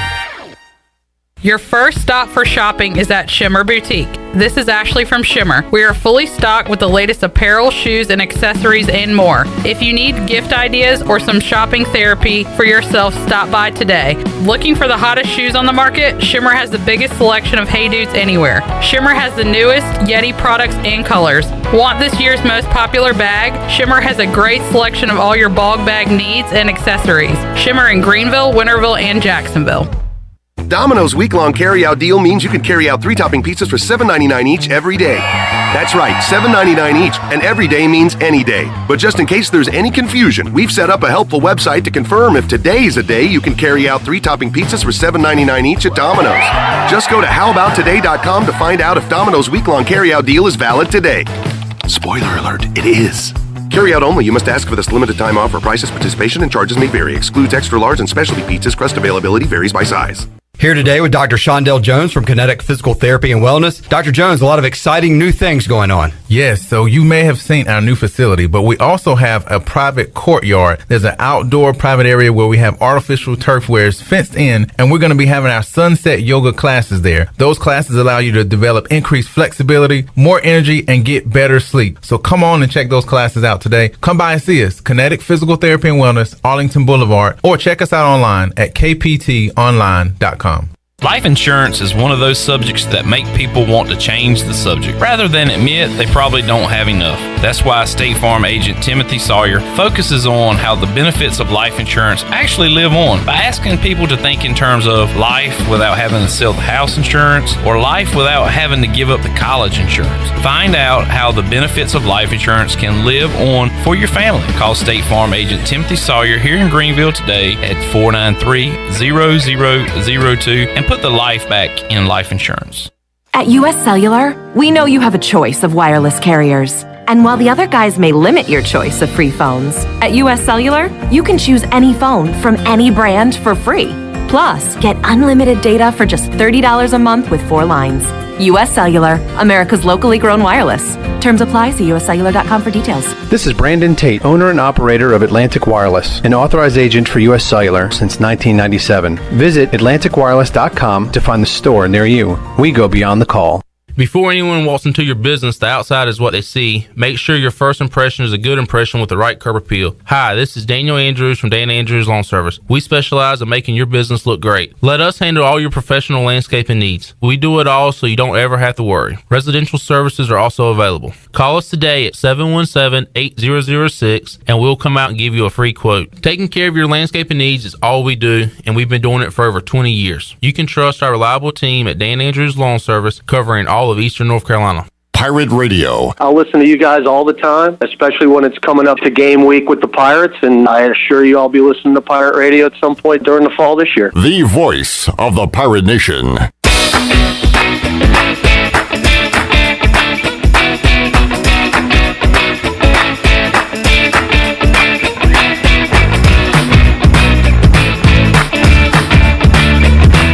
You're listening to Hour 3 of Pirate Radio Live. This hour of PRL is brought to you by Bud Light, reminding Pirate fans to stay in the game and drink responsibly. Bud Light, the official beer of the ECU Pirates, and proudly distributed by Carolina Eagle Distributing since 1989. Now, back to the show. Welcome back. And Kinetic Physical Therapy and Wellness's Live Well Half Marathon has been rescheduled and moved to March 26th. That's next Saturday. That's their half marathon, their free 5K, and their 1 mile fun run. And they will hold it at the Town Commons in Greenville next Saturday, March 26th. The half marathon starts at 7:30. The free 5K starts at 9 a.m. and the 1 mile fun run starts at 8:30 a.m. And the event is to promote the health of Pitt County residents. And this event gives both competitive and first-time runners a chance to experience the benefits of physical activity and healthy living. And congratulations to Jackie Hutcherson of Winterville. Picked up a shrimp taco lunch courtesy of Chico's. Grab your amigos and head to Chico's. Enjoy your favorites like shrimp tacos, steak and chicken fajitas, burritos, enchiladas, ACP, and more. Plus ice cold cervezas, and Chico's famous margaritas are always available. For Mexican food and fun, it's got to be Chico's. Now let's head back in to PRL. Here is Clip Rock. All right, CJ, I'm going to ask you a football question. I may regret doing this, but here it goes. So during the break, Bryce was asking who's better, Nick Bosa or Joey Bosa. Now, you're a fan of the Steelers, and at this point in his career, TJ Watt is by far the superior Watt brother to JJ. Right. Because JJ gets hurt a lot, but also TJ Watt is one of the best players in the league. How about the Bosas? Has younger Nick overtaken Joey, or is Joey the better Bosa? Joey's the one on the Chargers, right? Yes. Yeah. I think the gap is getting smaller, but I don't know if I'd say he's passed him yet. Okay. So you still got Joey as the better Bosa. I think so. I feel like I hear more about Nick. Maybe I watch more 49ers than Chargers. Maybe, but I don't know. All right, Bryce, there's your answer. There we go. Joey slightly ahead of Nick. Still slays older too, so yeah. How about you and your brother? Who's the better athlete today? Well, Sean was a kicker, and there's no way he could probably do what I do better than what I could do what he does. Interesting. I can't kick. So Nick Bosa had 40 tackles compared to Joey Bosa's 36, and then when it comes to sacks, Nick Bosa had 5 more sacks than his brother Joey, 15.5 to Joey's 10.5. They both had double-digit sacks. That's pretty impressive. They got to have a bet between each other for stats and stuff, right? I mean, I imagine that there's a lot. Now, here's the thing. Joey only played 16 games, and Nick played 20. So it's counting the playoffs there. So there you go, the Bosa Bros. All right, Bryce, let's head on outside and see what's going on Pirate Radio Outdoors. What have you been up to this week? We let's see, this Friday we were, shadfish is running right now up in the rivers and stuff. Hey, you know what, my boat's kind of still on it, getting all the parts together for me to rig it up and get it powered up. So Jay bought us a little 16-foot little bass tracker boat, just something to fool around with on the river. So we went shad fishing Friday, and they're actually fun. They're called people say the poor man's tarpon, because I think they're kind of in that family. They don't really get that. I mean, some of them get decently big, but you just get little light action rods, throwing little spoon or shad darts, in the water. And we did that Friday evening or Friday late afternoon, and had good weather. We were able to catch a few shad, and it was a fun little thing, fun little time, I guess you could say. So I was able to do that. So it was nice stuff to be on the water. And then we went golfing Sunday. So that was the first time I went golfing, and my drives were, we didn't golf that many holes, but still a little rough. Got to get back in the swing of things there. And then Saturday I went to the Farmville Central to state championship and all that stuff to watch. You went to the game? Shirley was there too. Did you see Shirley Rhodes? I didn't see Shirley. I was in 109, I think. Section 109. Where were you, Shirley? Shirley was baseline, right? What, in Chapel Hill? Yeah, if you know where the Farmville Central students were? Yes. If you were looking at them, I was off in a corner, but I was right there in the front row. I was right there by a security guard, so I could access the court when I needed to go and take pictures. Shirley had her own security. VIP. Nice. It was a little VIP. Why were you there, Bryce? Who were you watching? I was just watching the game. Anna was, out of town. Mary, Jay's, wife, she was out of town, and weather wasn't that nice. So Jay's like, "Well, you want to go to the game?" Well, sure. Unfortunately, you saw 2 Farmville losses. Yeah, it was frustrating. Frustrating to watch those. But the boys towards the end was very exciting. But yeah, close but no cigar. Cool, Bryce. With some live sporting events. Well, yeah. And I was like, man, it kind of bums me out. I was like, man, I forgot how fun it is to watch. Basketball, even the Duke Carolina game, and especially in person. I do enjoy it. Especially elite basketball, high school basketball teams like Farmville Central. Yeah, so it was good. It was a good time. It was exciting to, get the juices flowing again as far as in the sports. Other than playing in the game and going on a recruiting trip, have you been, when's the last time you went to a college football game as a fan? Not even counting East Carolina. Have you been to any other games? No. Yeah. No. NFL? You've been to NFL games as a fan? Yeah. You're a player. Yeah. Not a fan. I couldn't. I don't see myself. I can't support any other football team. Yeah. Because that'd be hard. Like, who don't want to? I don't think I could root for anybody. If I say I went. So you don't just want to sit there and watch 2 teams you don't care about, really? You want to have a rooting interest, right? Yeah. I like watching the national championship and then picking a team there or things like that. But even watching like the bowl games or just games, it's hard to. I don't know. It just doesn't get me fired up because I'm like, well, I have no ties and so and stuff like that. Bryce Williams joining us. Anything else outdoors? That's Carson Wentz. I don't know how I feel about him right now. Right? Isn't he the ugliest thing you've ever seen? I don't like his face for some reason. I don't know. Yeah, something about his face. Yeah, he was. Maybe he'll be all right. Yeah, he was the quarterback at the Senior Bowl. He'll be all right. All right, tell me he'll be all right. Oh, he was your quarterback? Mm-hmm. That's my quarterback. That's my quarterback. Don't let him talk about your quarterback like that. I know. Did you like him? Is he a cool dude? Yeah, he's a nice guy. He's an avid hunter and fisher. So. There you go. I like. He's my guy. Yeah, QB1. So it's gonna be all right. It's gonna be all right. Well, hey, try to get him on the show to do a outdoor segment. Well, unfortunately, it was a Senior Bowl and combine. That was our relationship. So outside of that, unfortunately, we don't have much going on. How about, did we talk about your old teammate Justin Hardy going to Canada? I can't remember if I brought that up with you last week. Yeah, we didn't. So Justin trying to continue his football career. Which, yeah, I mean, I'm glad at least Canada, is giving him a shot. It still is mind-boggling that nobody in the league gave him a shot.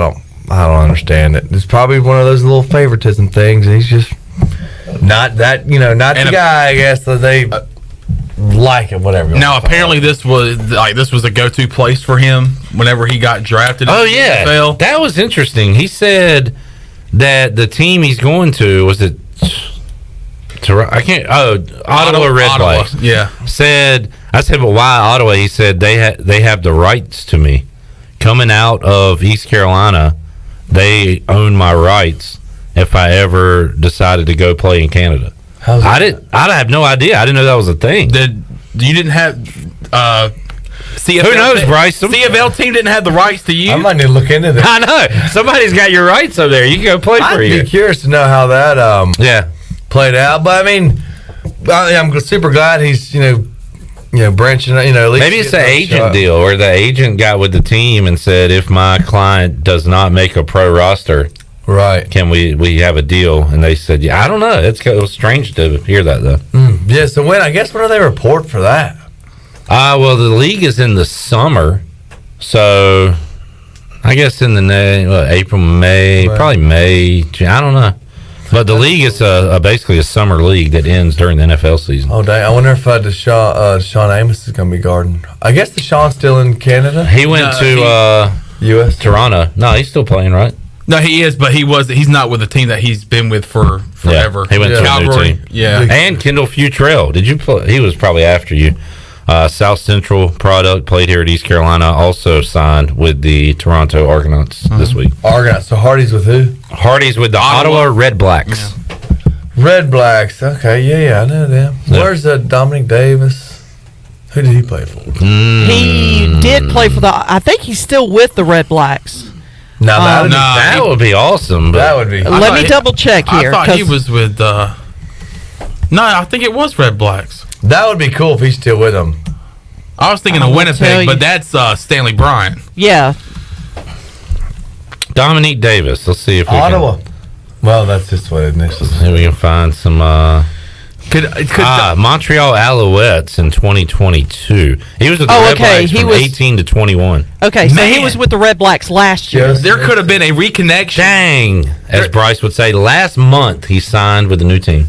There could have been a reconnection. That'd have been awesome. With Dominic Davis and Justin Hardy, where Justin Hardy got his first touchdown catch in Charlotte from Dominic Davis against South Carolina. Dang. That would have been cool. Hardy stretched out those arms for that first touchdown. I was like, who is this kid? And he was awesome from day one here. Oh, Hardy. All right, let's take a timeout. We'll come back. I told him that I didn't say what was on the videos, but I said, Bryce, your old teammate, drops by here. He keeps videos of everything. He's got some old videos of you. You remember the one you showed me? Me and Hardy? No, well, it was Hardy, Shane. Oh, and Grove? He had that too. I think I sent that to him a lot. No, I told him that you had it. Oh. And I said you better be nice to Bryce because he's got some videos of you. Blackmail material. Yeah. That's funny. We'll take a timeout, come back, have more for you after this.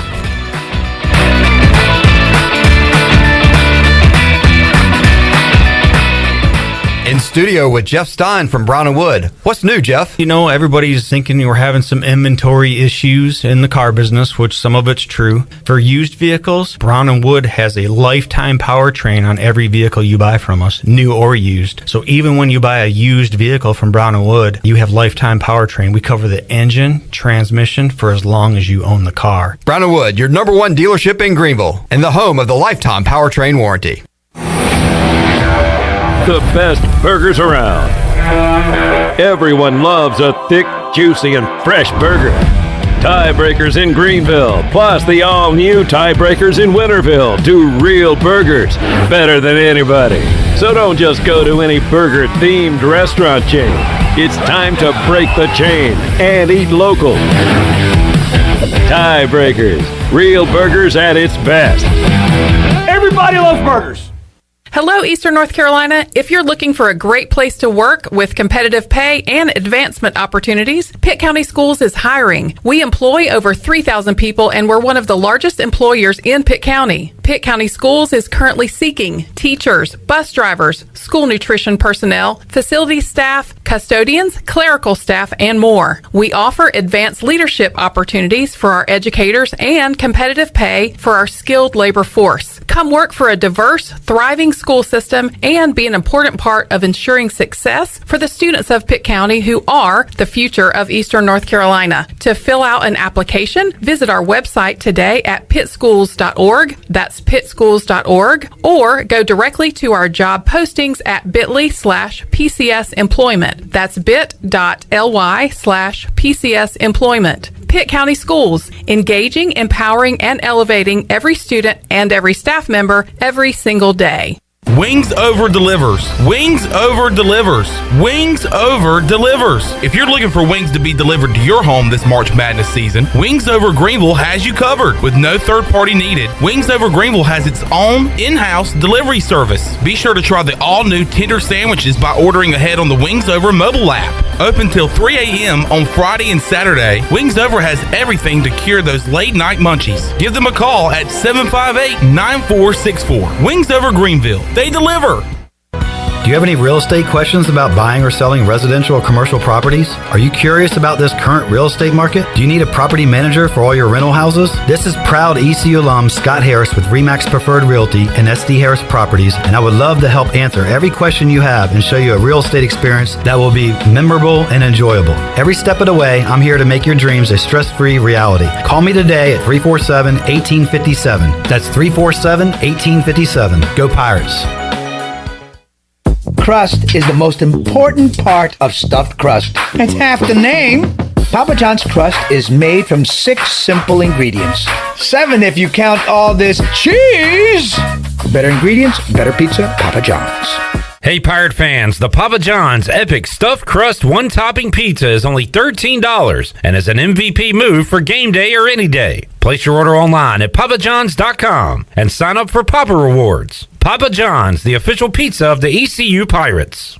Hey Pirate fans, this is Coach Cliff Godwin. The physicians at Orthopedics East and Sports Medicine Center have been caring for our athletes at ECU for more than 35 years. Whether it's treatment for our sports injury or it's time for that joint replacement, Orthopedics East provides the latest in operative and non-operative orthopedic care, physical therapy, and diagnostic testing. For experienced and professional services, call the team at Orthopedics East at 252-757-2663 or visit them online at orthoeast.com. Go Pirates! Hi, this is Morgan Ehlers, and you're listening to Pirate Radio, the voice of the Pirate Nation.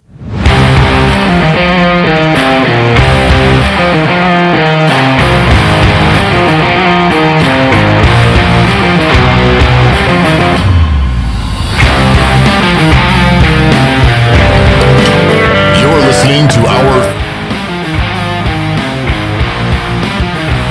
You're listening to Hour 3 of Pirate Radio Live. This hour of PRL is brought to you by Bud Light, reminding pirate fans to stay in the game and drink responsibly. Bud Light, the official beer of the ECU Pirates, and proudly distributed by Carolina Eagle Distributing since 1989. Now, back to the show. Welcome back.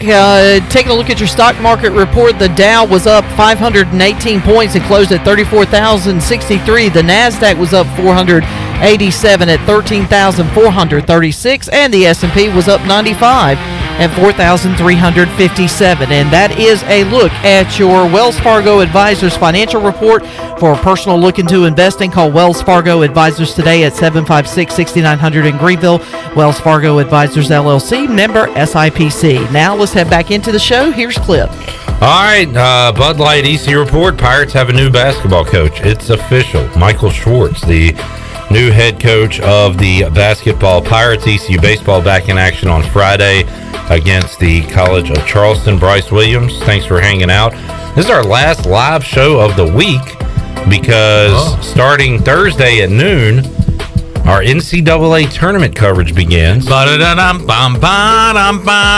game tipping off in the 12 o'clock hour. The last game will end on Friday sometime after midnight. We will have wall-to-wall NCAA coverage Thursday and Friday. Bryce, go ahead and say it. This is March. I like how you say that. Bryce's bracket is in. Good luck to you, Bryce, and we'll see you next week. Thank y'all. Talk more, have more ECU spring football to talk about when we join you next Wednesday on Pirate Radio Live. For Shirley Rhodes, Content Junkie, Chandler Honeycutt, and Bryce Williams, I'm Clip Brock. So long, everybody. Thanks for listening to Pirate Radio Live, an exclusive presentation of the voice of the Pirate Nation. This is Pirate Radio, WGHB Farmville, 1250 and 92.7 FM Greenville, WDLX Washington, 930 and 104.1 FM Washington. The following is an exclusive presentation of Pirate Radio, the voice of the Pirate Nation. Welcome to the Pirate Radio Podcast, featuring special guests discussing a wide range of topics and personal stories. Now live from the Pirate Radio studio, here's